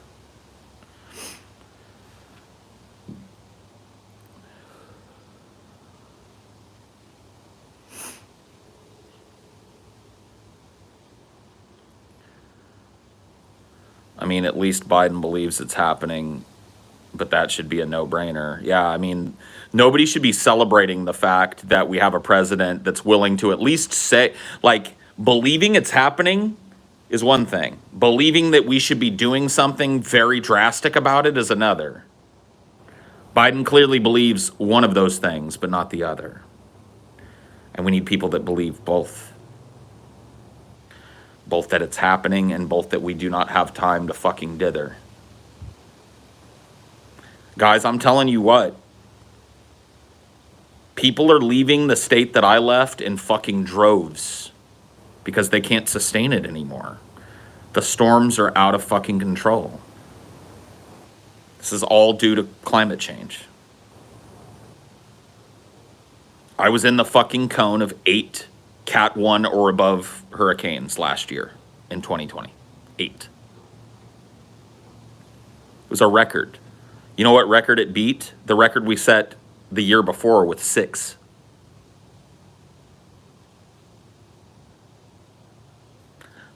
That's why I got the fuck out of Dodge.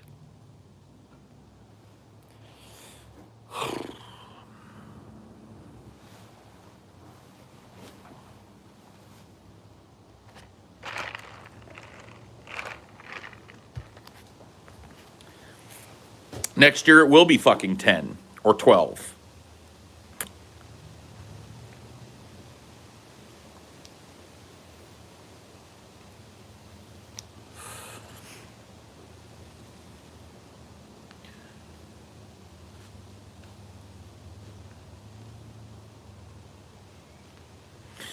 Well, you know what? Rather than sit here and fucking freeze balls, I'm going to take advantage of the fact that this little thing that I've got here is mobile.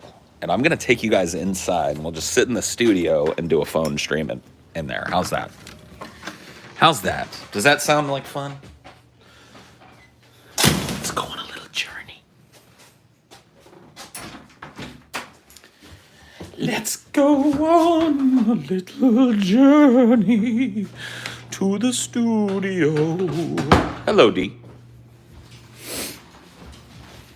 House tour? No. That's creepy.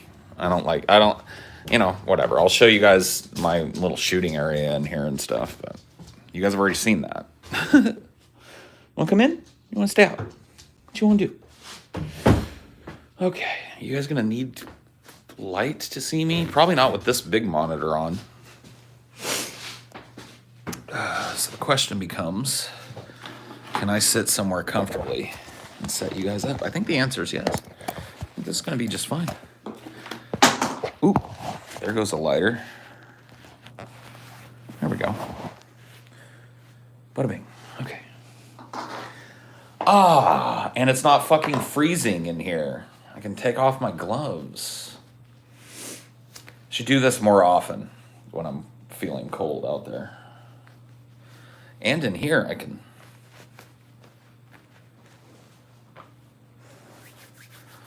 I can actually play things, too.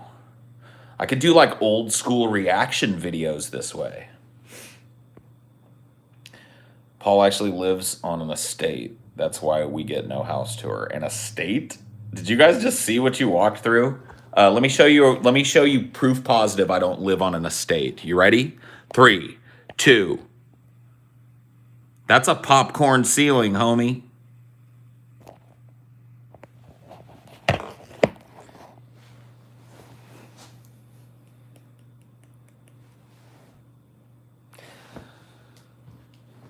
There we go.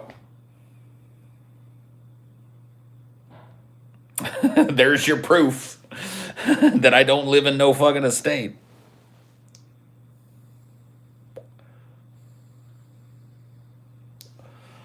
It's an old house and it's not that big. It's a small house. You know, in the grand scheme of things.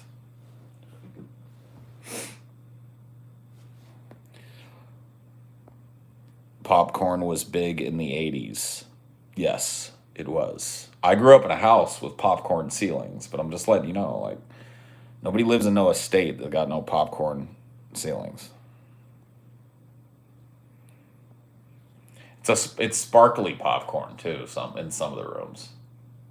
You know, so it looks like a starry sky. What purpose does a popcorn ceiling serve? Dude, I don't know. You tell me. Fuck if I know. They're cheap. It's probably the reason that they serve number one is they're really cheap. Popcorn. It's all the rage. See, when I owned a big house, when I lived in Cali, and it had popcorn ceilings. And we looked into like what would it cost to have our popcorn ceilings taken out and just get some smooth, more modern looking ceilings put throughout the house. And the quote we got, I don't remember what it was, but it made us both like shit our pants with grief. And we were like, nope. Guess we're keeping the popcorn ceilings. Popcorn ceiling reduces echo. Hey, there you go.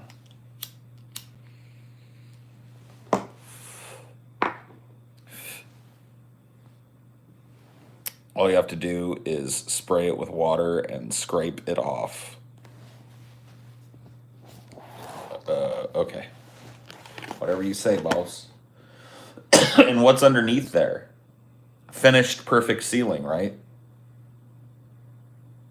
Right? Finished perfect ceiling, right? Finished perfect smooth ceiling, right? Correct? Asbestos ceiling, yeah, dude. Asbestos fingers lives up there.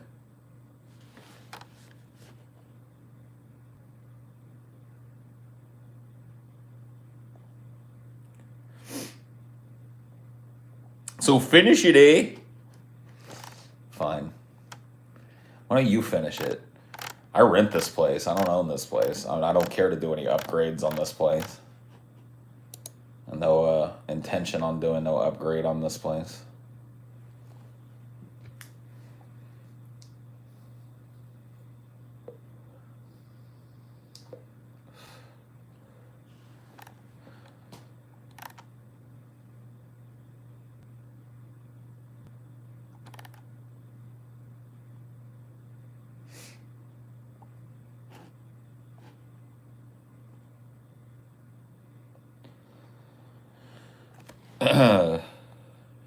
Nice thing about renting is you don't have to worry about upgrades. Yes.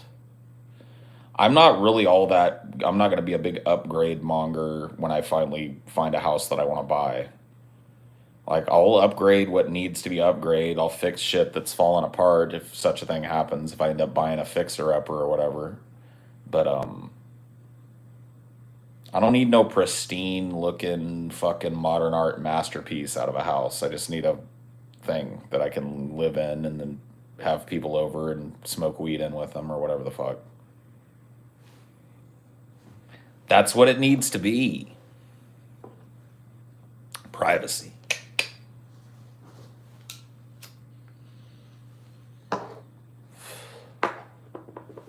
That is correct. Privacy is an utmost concern.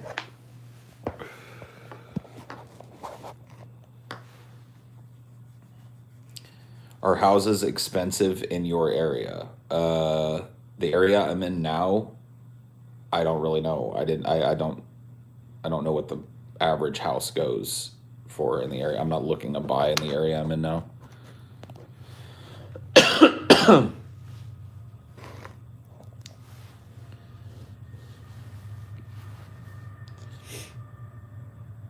We're back on the Finding Paul meme, yeah.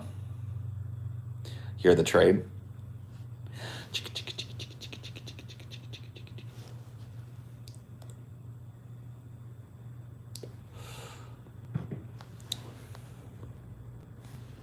Trend. You want a plot of land with a little house and rabbits. Like of mice and men? Yeah. Like of mice and men, yeah. Little house. Privacy.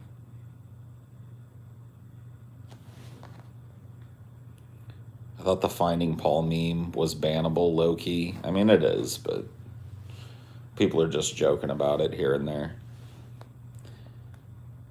Tell me where in the world is Carmen Palzigo?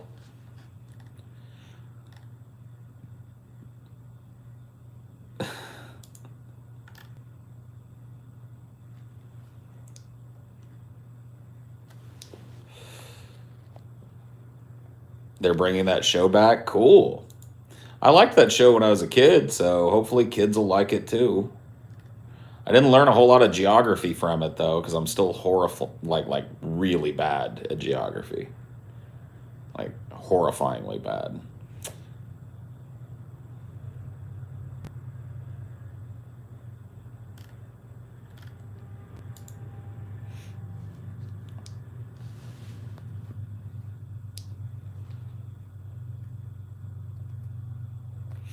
I vaguely remember a game show version of that. Was there one? I don't know. Maybe there was. Where in the word? Oh yeah. Well, I know that where America is on the map, and that's all I need to know as an American.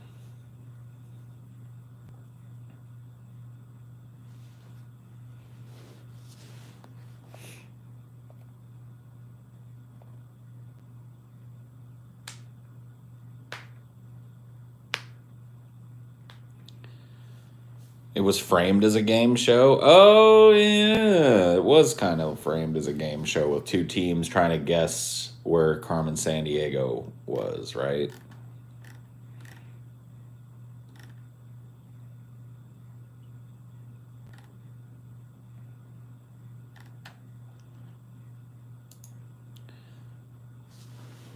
Are you saying you don't know where Yugoslavia is on the map?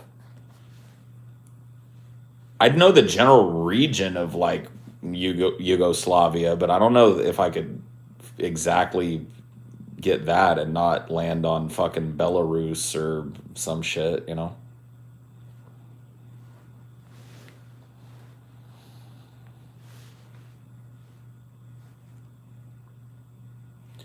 Right. Well, whatever. The former Yugoslavia, then. Yeah, it's in Eastern Europe. Exactly. I know that. There's a deep, visceral, burning passion stewing in my loins.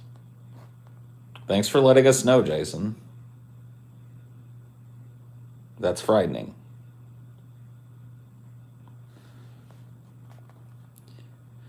Do you have any ideas on how the U.S. can incentivize Brazil to stop its farmers from burning down the rainforest?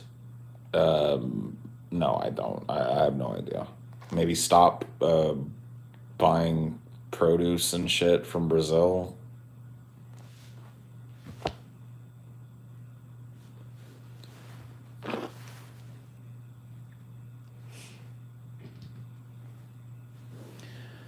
I mean, California grows enough food to feed the entire country of the United States. So we really don't need to import food and produce and shit from Brazil. So just shut that shit down. Just rip their agricultural market until they start replanting the goddamn rainforest and letting it take over this fucking monoculture land. If they want to cut down the rainforest on their own, well, I don't know. I guess it's. But right now we incentivize it, so I guess stop incentivizing it would be the answer to that question. Where in the world is Carmen Sandiego? Return to monkey. It's too hard to be a man. Return to monkey. I'm sick of doing what I can. Return to monkey. Where I'd be swinging in a tree. Return to monkey. Won't you come with me?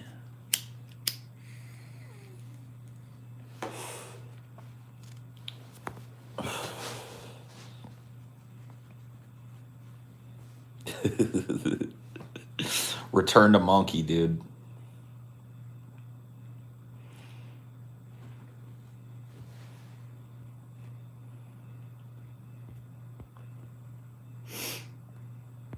Monkey, monkey. Monkey, monkey. When I'm acting weird, sometimes I think weird monkey. Yeah, true.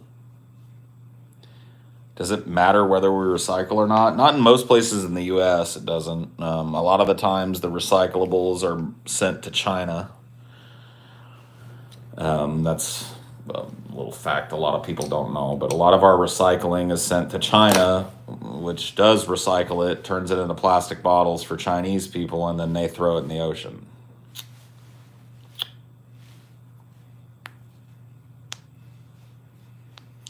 So no, it doesn't really matter if we recycle or not. Hey Paul, do a fart real quick to encourage us to recycle. If I had one on deck, I would do one for you. One of these days, I'm not a big farty guy. I don't fart a lot, but when I have to fart, I fart. So you'll have to catch me at a point that I gotta fucking toot, you know. Return to monkey.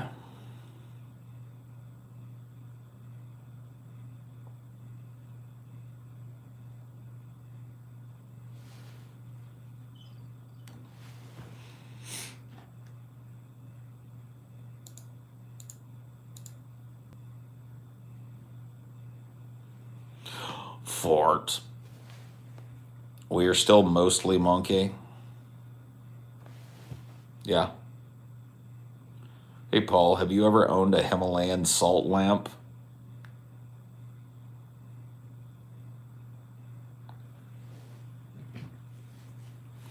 No.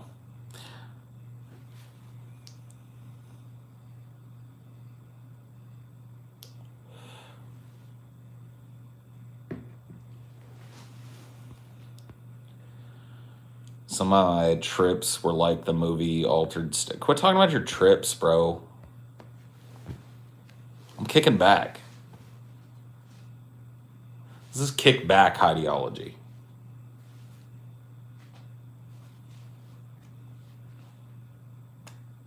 We talked about AI for like an hour this morning. We're not going to do more of that. Paul, you look like Jay and Silent Bob merged into one fantastic being.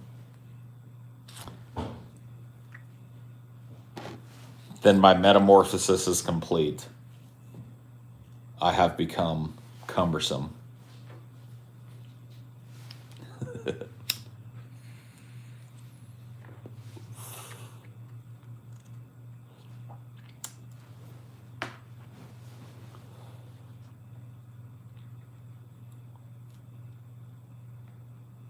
How's that Noinch Noinch song go? Noinch, Noinch, Noinch, Noinch.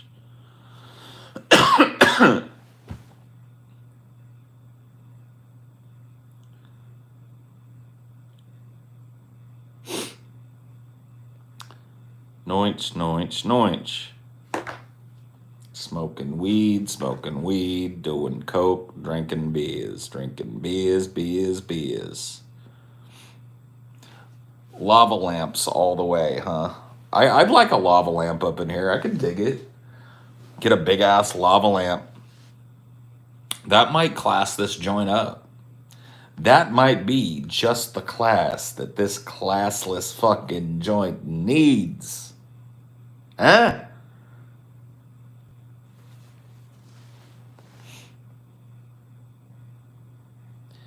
You talk a lot about horror films, but do you enjoy comedies or any other genres? I don't think there's like a genre of film that I don't like. I like a lot of genres of film. I think my favorite genre of film is horror and always has been. But I don't know. I can't think of a genre of film that I've seen that I was like, can't watch that. So I like thrillers and there's no such thing as a snuff film. So I've never seen a snuff film. Whoa. Oh yeah, that's right. I could play things, but I would still get copyright blasted. Man, it would be cool if I could play things.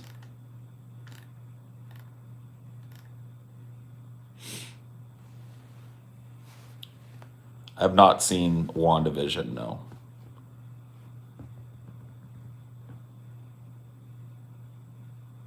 You can play games. I know, I could.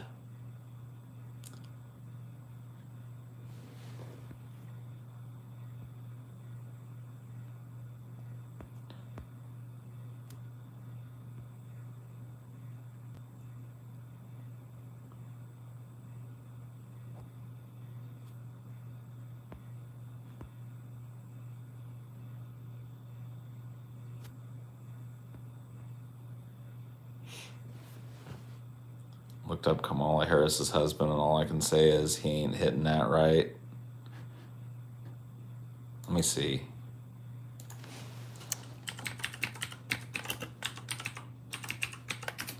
Who is Kamala's husband?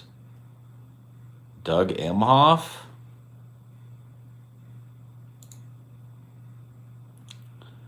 Doug Emhoff?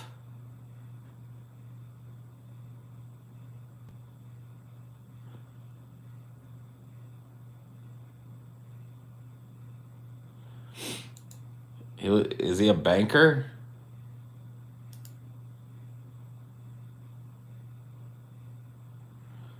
I don't know. He looks kind of like a banker. Well, he's taller than she is. He looks pretty, maybe he is. I don't know. You never know. He could be bringing the thunder. The dude I'm looking at here could be bringing the thunder. He could be. You never know, dude.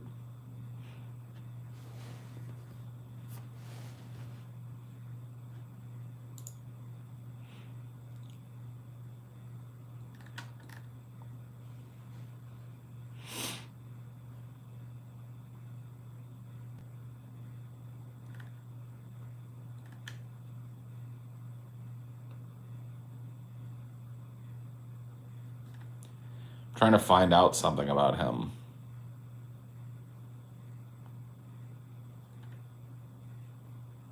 He's a lawyer. So he works for a Venable law firm at DLA Piper. He's a business lawyer in California and Washington, D.C. Okay. Got it.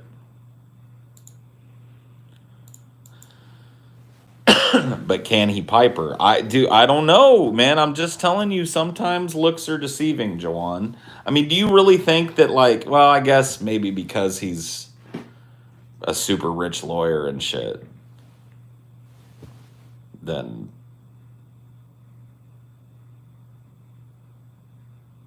maybe she's just in it for the money. But I don't know. You never know. Maybe Kamala has a line in the sand. Maybe she wants money and 8 3/4 inches of ding dong. You know what I mean?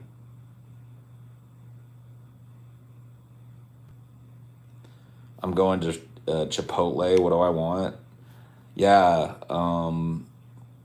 Snag me that, just the burrito. Get the double wrap tortilla. Get me white rice, black beans, green tomatillo salsa, fresh salsa. Get me chicken, and have them throw a fistful of like romaine lettuce in there and wrap it up for me.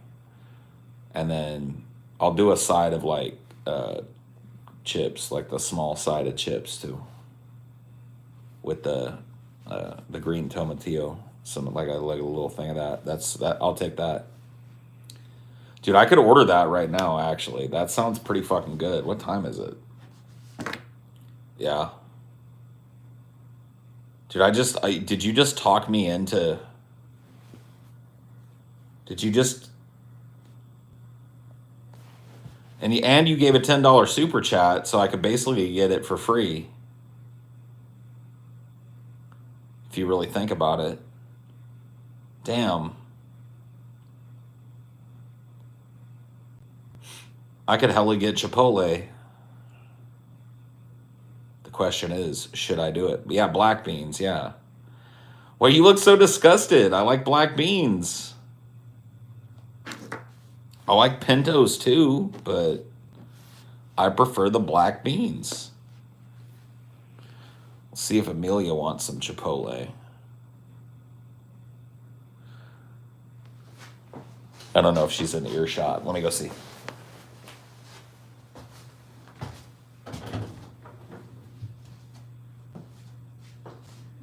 Hey, baby.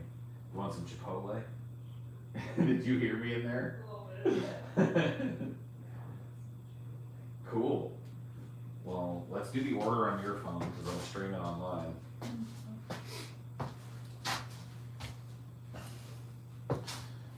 Oof. Yeah.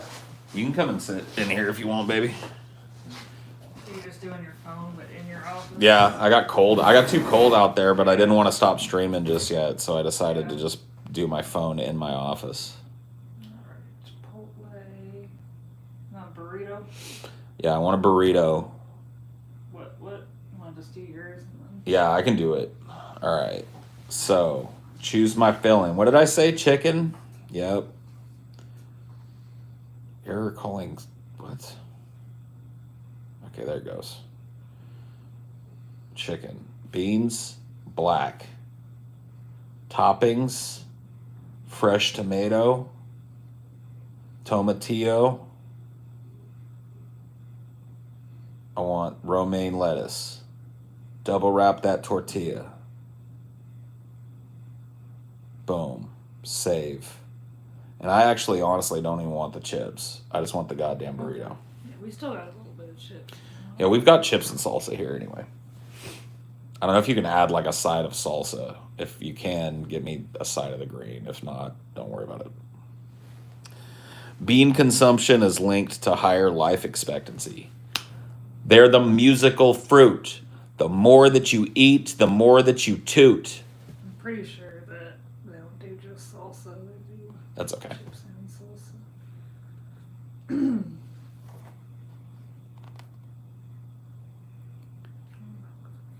They started charging for tortilla on the side, frowny face. They should. It's an extra thing. That's like McDonald's started charging for a cheeseburger.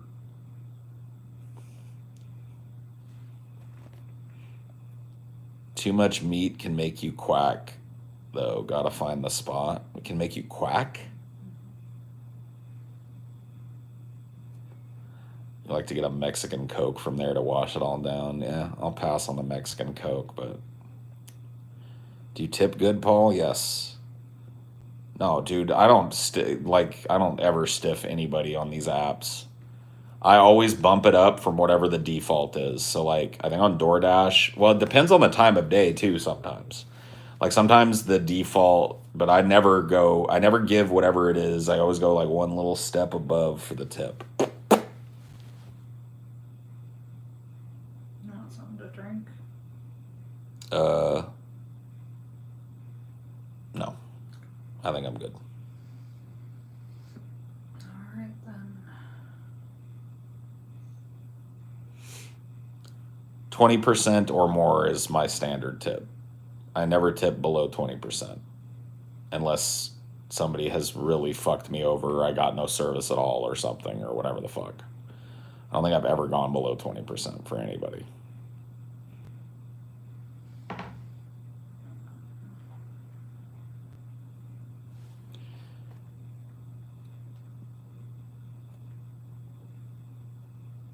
I don't got the money to tip extras.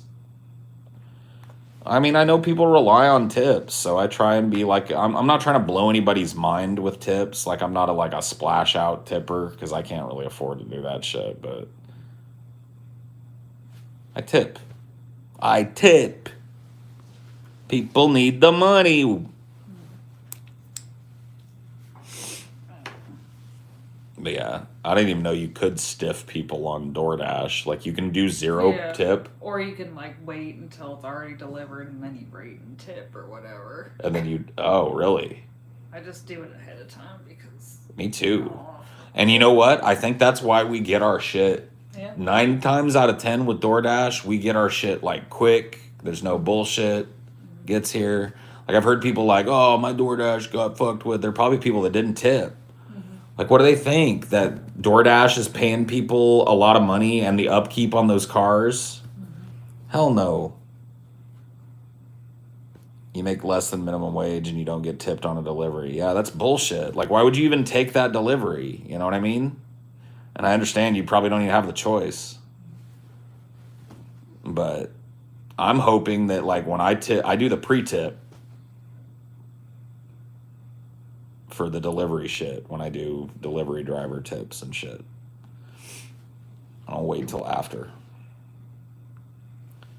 We do have a choice. I will tell you this, for the longest fucking time, I didn't know that you had to tip Uber people. And that was my fucking bad. You just didn't open it after or whatever. When I first started when you first started using the Uber app, there was no like tip thing. You were supposed to give like cash tips and shit to Uber people.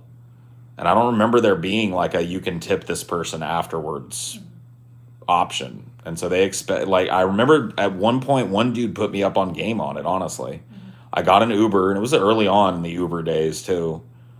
And he had a little sign in his car, and he was like, hey man, you know, I don't mean to be a dick about it, and if you don't have any cash, it's cool, but you know, tips are a big part of how like people that do my job make their living, and we don't get paid very much to do this. And I was like, oh fuck, you know, because I looked at my Uber bill and I thought, well, that like 90% of that is going to the fucking driver, right?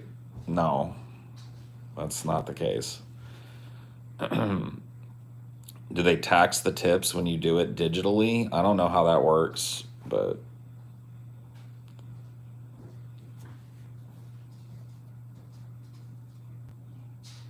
one time a Dasher left a literal garbage bag outside my door, even though I tipped well. A garbage bag? All right, well, whatever.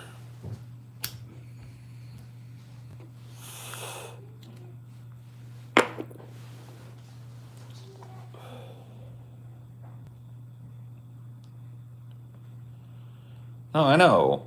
I mean, nobody that works at a tip job wants to work a tip job. Like, nobody, like, here's the thing. In certain kinds of tip jobs, you can make way more than you would make by getting a pay increase. But most people would rather just get paid a living fucking wage. Like, when the cost of living goes up, my wage goes up a little bit to compensate so I can maintain a little household. That's all most people want. Most people don't want to have to rely on the kindness of strangers or whatever the fuck to subsidize their living and shit. I'm showing the crickets. Crickets? You gonna come over here, get on my lap? You guys see Cricket over here? Da da da da. Cricket. I'm sleepy, I think. Are you a sleepy boy? Yeah, nap. Oh. Huh. You wanna have a nap on my lap? You can see. You wanna see? You wanna come on my lap? Oh, okay. You do want to have a nap on my lap. I don't know how well you guys can see Cricket, but here he be. I'm wearing a lot of black today, so he's doing his favorite thing and blending in. Oh, what a sweet boy. Yeah, it took me a long time to get to the point where Cricket would tolerate me. Cricket was, you know, I think Cricket, honestly, if you want my input on it, he wanted to see that I treated his mom right. That was the most important thing to him. Like, once Amelia and I had lived together for a while, and we didn't fight, and I didn't treat her like shit, and I didn't ever try to hurt her, and I always treated him well. I went from, he wouldn't even really let me pet him at the beginning, to now he's chilling in my lap, purring away like a little lawnmower.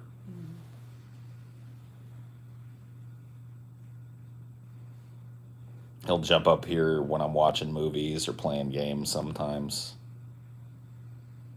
But yeah, he feels like a little idling lawnmower in my lap Yeah. right now. He's just like, pop, pop, pop, pop, pop, pop.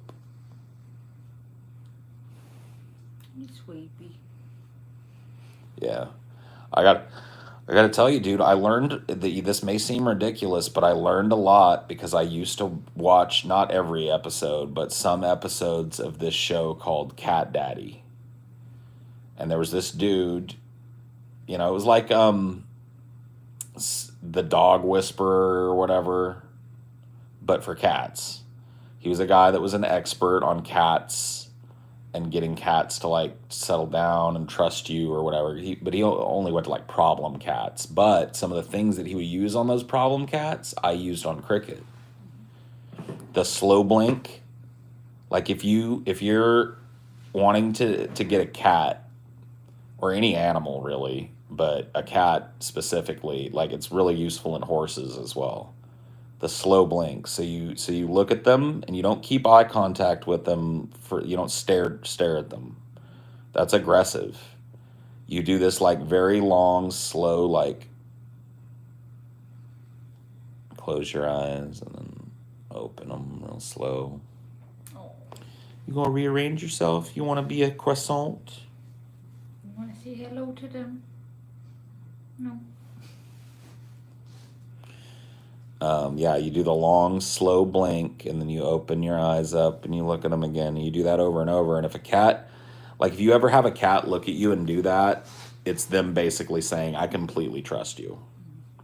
It's like almost like them saying, like, I love you or whatever. It's their way of doing it because it just means that, like, they, you know what I mean? You're part of their little group.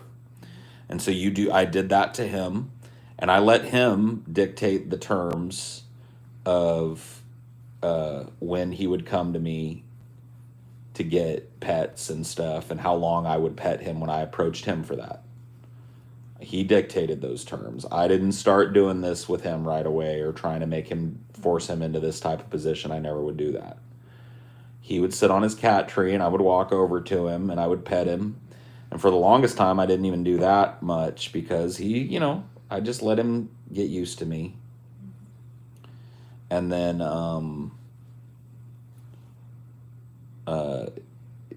slowly but surely, he let me pet him more and more. Like at first, you remember the 3-stroke rule?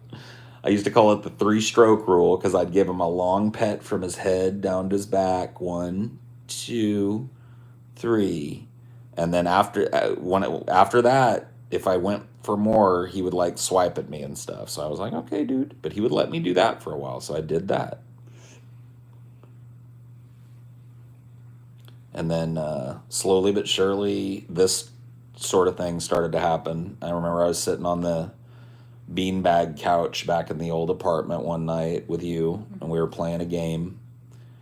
And he hopped up in my lap. I think we were playing Persona 5. I think you were doing like Assassin's Creed. Or was I doing Assassin's Creed? Yeah, well, whatever it was. And he just like all of a sudden he popped up and was like laid down on my lap. And I was like, oh. He likes you playing video games. He does. He likes when I'm sitting and chilling at my computer.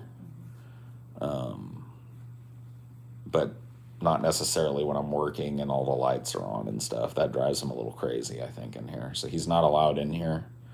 And sometimes he acts up. Like he'll come up on the side of my pregnant lady chair here and want to do his little scritch and post thing on it. Or just get too playful in your lap. Or, yeah, sometimes he'll get, crazy in my lap and want to have playtime when I'm trying to get something done. But most of the time, we just chill. Mm-hmm. And he won't stay long, probably. He'll be here for probably 10 or 15 minutes of this, and then he'll get tired of it and he'll go on about his business. But never was a cat person before Cricket because I just never had a cat that I was directly responsible for or that took a real shine to me. And I never went through the process of like letting a cat get to know me or whatever and going through their little process of vetting that they have. And so I grew up, my mom had cats, but he's an indoor cat. Cricket is an exclusively indoor kitty. He don't go roaming. but he's a happy indoor cat. His favorite thing to do is chill up on his cat tree and watch the neighborhood. He's like,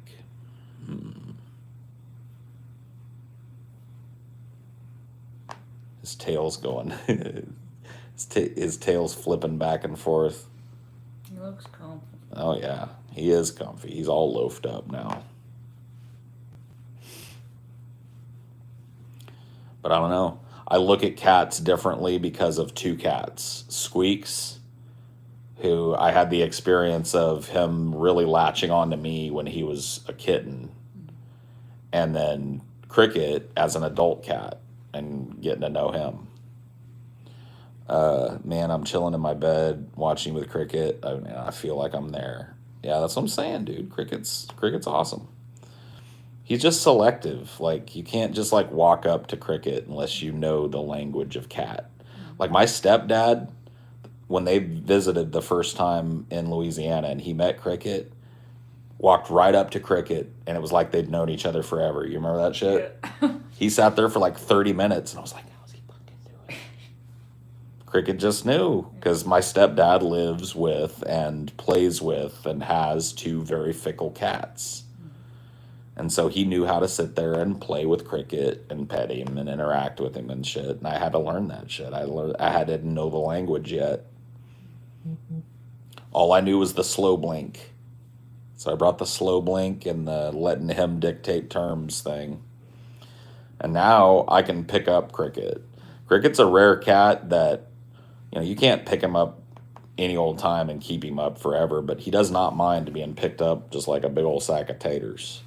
That's how Amelia set him in my lap to start this little cuddle sesh. And for the longest time, I didn't even try that, but now he's gotten to the point where I can just scoop him up. He'll come whining for a pickup from me if Amelia's busy or whatever, or sleeping, and I'm up. That's one of the things that Cricket will come cry for is like, it's a pick me up. Pick me up.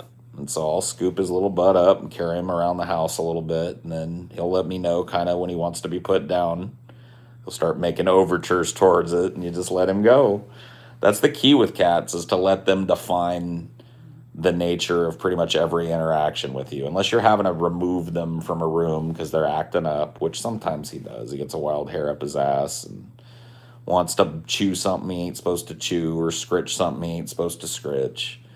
So he'll get shooed sometimes, but when it comes to interactions like this will end, like, when I'm done with it, I'll urge Cricket off my lap, but more than likely this will end with Cricket getting tired of being on my lap and he'll go on about his business and I ain't going to force him to stay here.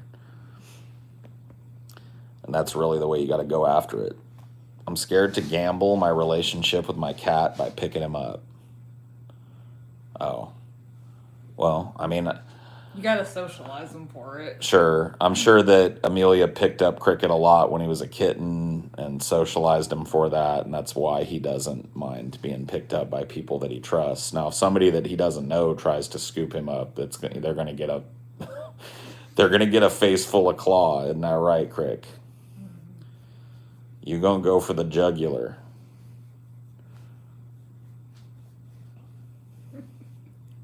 This is his favorite. He loves the chin scritch. Do all cats love this under the chin thing where they just stare at the ceiling with their eyes closed like they're in bliss? You like that chin scritch, Cricket? Always do.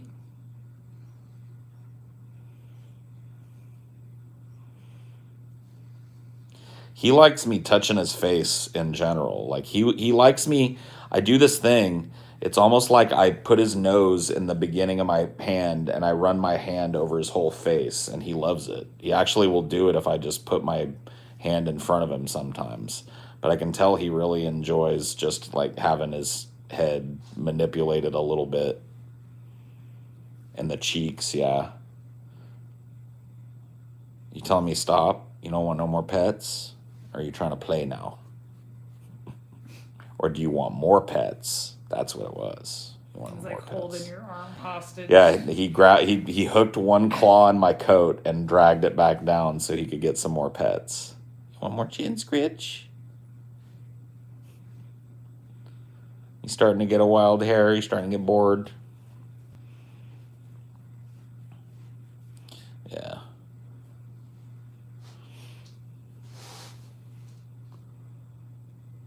If I pick my cat up, he'll wiggle until he gets free. Yeah. Most cats are like that, but like we said, Cricket has a different temperament too. Different cats have different temperaments. That's very much true. You let go of his hand. I'm still petting you. I think he's just comfy there now. I think he forgot he even had it. Is Cricket just a domestic short hair? Or is he a different kind of cat? And he like a Bombay mix? Yeah. He's not pure. He's not a purebred anything, but he's mostly Bombay.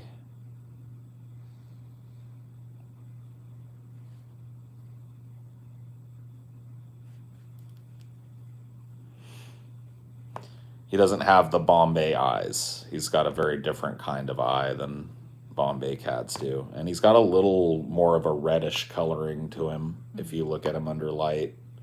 Some tabby stripes. Little tabby striping on him, yeah, so he's definitely... But he was a rescue kitty, right? Yeah. So there you go. Right here in my lap.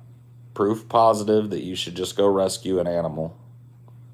And don't go buy one because it's a specific this or that.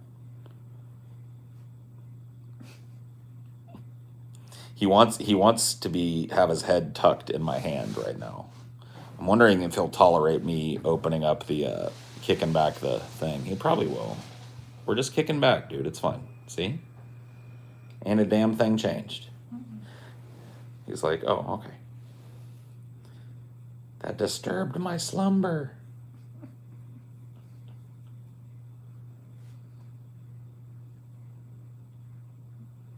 Yeah, he's got dope eyes.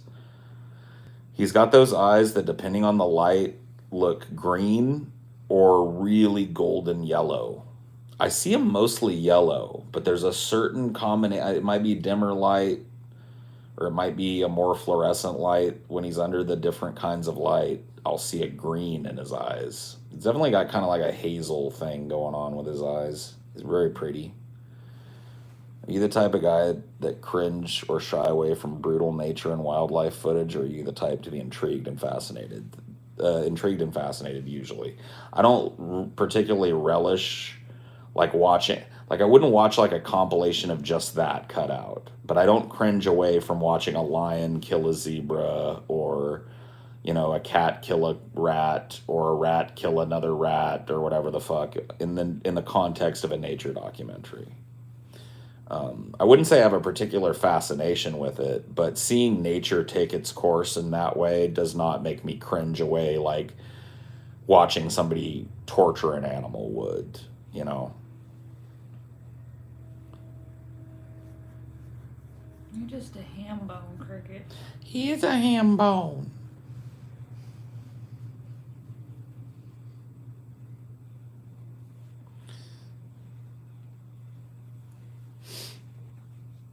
Are you hoping I'll take another poof in here? Is that what this is about?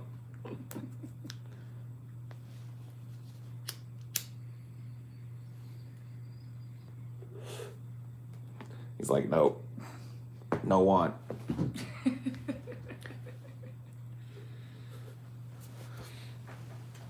And Cricket has left the building. Not a fan. Last night he didn't care. Last night he was all like, what were we watching last night? We finished up Predator. Yep. Yeah. Saw Predator for the first time. Yeah, last night we were talking about all the Schwarzenegger movies you hadn't seen, and so we came in and wound down by watching Predator. And yeah, it was cool. It's been a while since I'd watched all of Predator.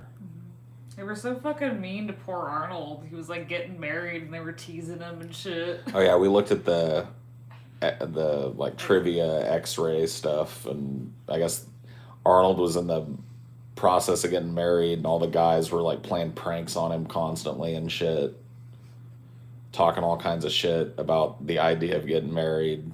None of them wanted him to get married, I guess. They tried to talk him out of it. I want those rippling muscles for myself. It's a fun movie.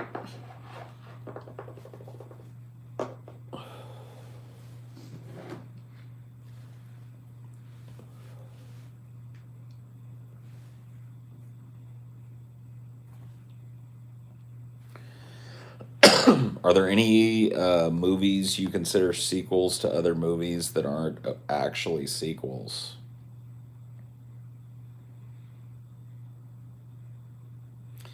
None that pop directly up into my head.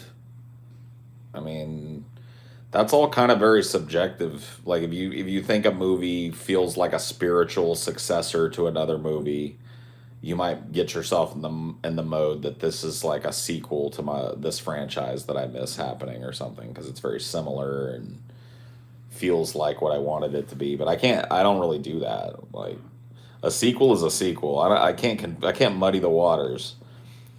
Are there any nature documentaries or individual docs you'd be down to recommend? Yeah, if you haven't taken me up on the documentaries of Adam Curtis, all of which I believe are free on YouTube. So yeah, particularly 21st Century The Self, Power of Nightmares. Those are my two favorites.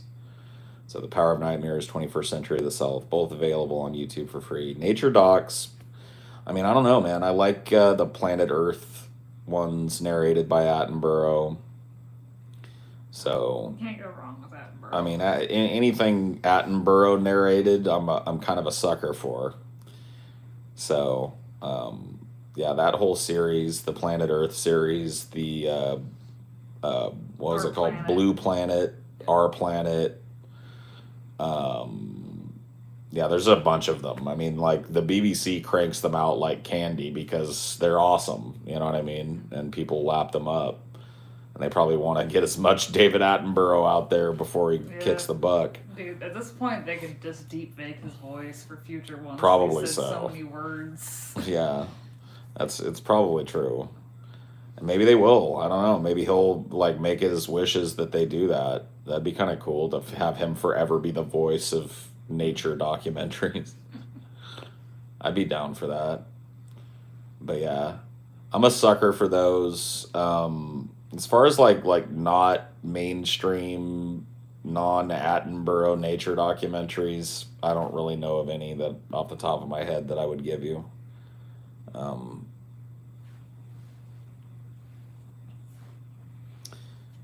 Yeah, The Century of the Self. Yeah, and try and find The Power of Nightmares as well. But yeah, I'd recommend either of those and any of Adam Curtis's documentaries if you like those.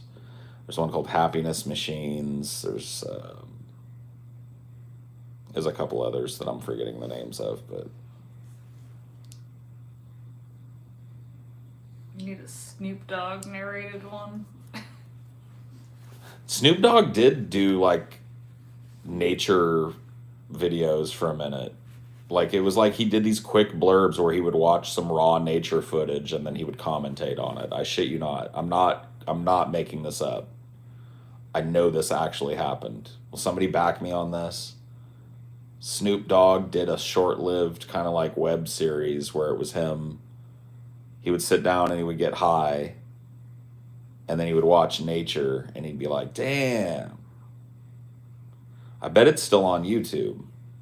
Let me see if I can find it. Hold up. Plizanet. Yeah, Plizanet. There it is. That's what it was. I'll play the audio from one for you guys. Hey, it's Matt Jarbo. Watch this game. They love Plizanet. Plizanet Earth. Snoop Dogg.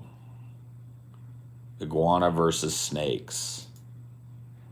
Oh wait, this is like a Jimmy Kimmel bit, so I can't. Whatever, it's on YouTube. Go watch it. I was just gonna play the audio for you guys, but then I was like, oh wait, this is a fucking Kimmel bit. It'll get flagged even if I just play the audio. But it's funny, as you might expect.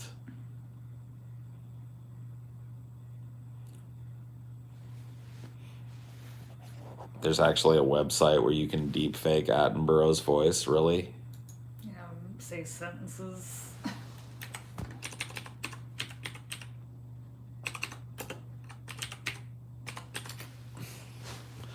I didn't spell his name right.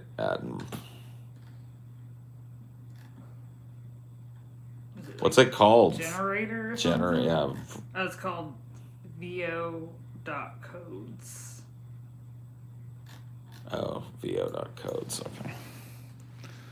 Let's see.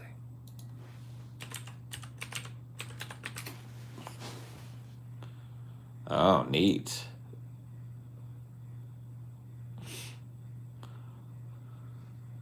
Neat.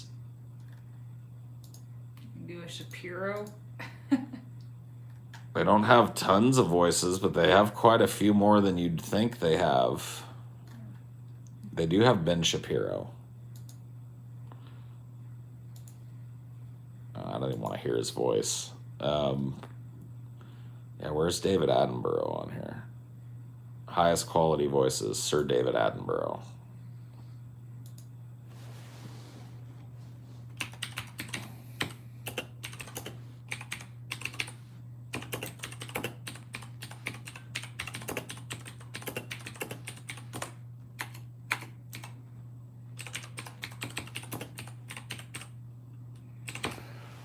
Let's see.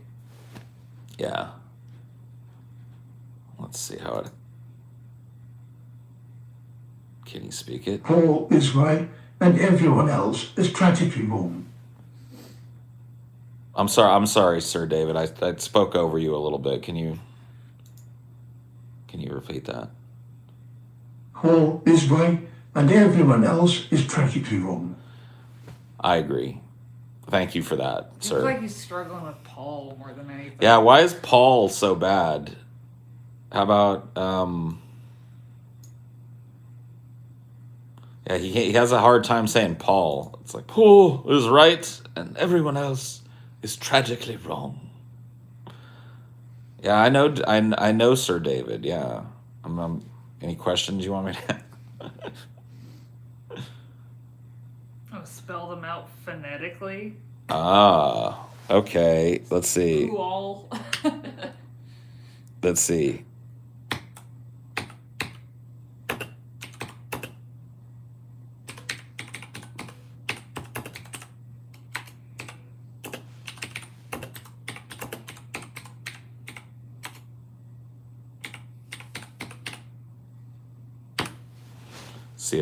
See if he does better with that one.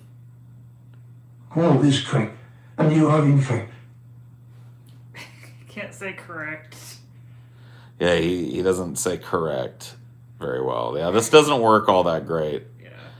Did to have some sentence like the birds and the bees are fluttering or something. If you click results, you can load them. Yeah, but They're not good. They're not great. well, I don't know how to spell how do I spell incorrect?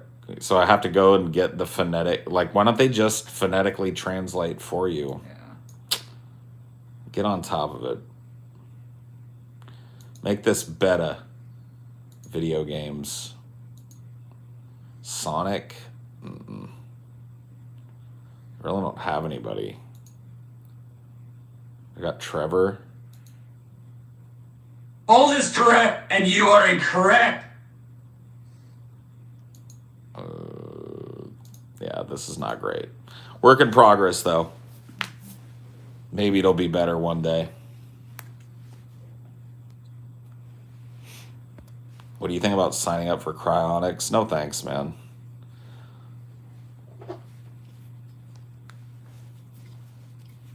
You go right ahead, though.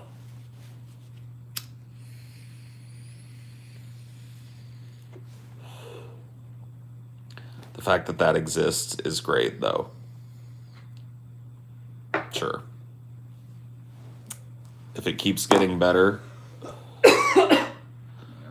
then yippee skippy. All right, well, I'm done. I'm going to end this. Thank you guys for cozy streaming with me today. I'll see you next time. Bye.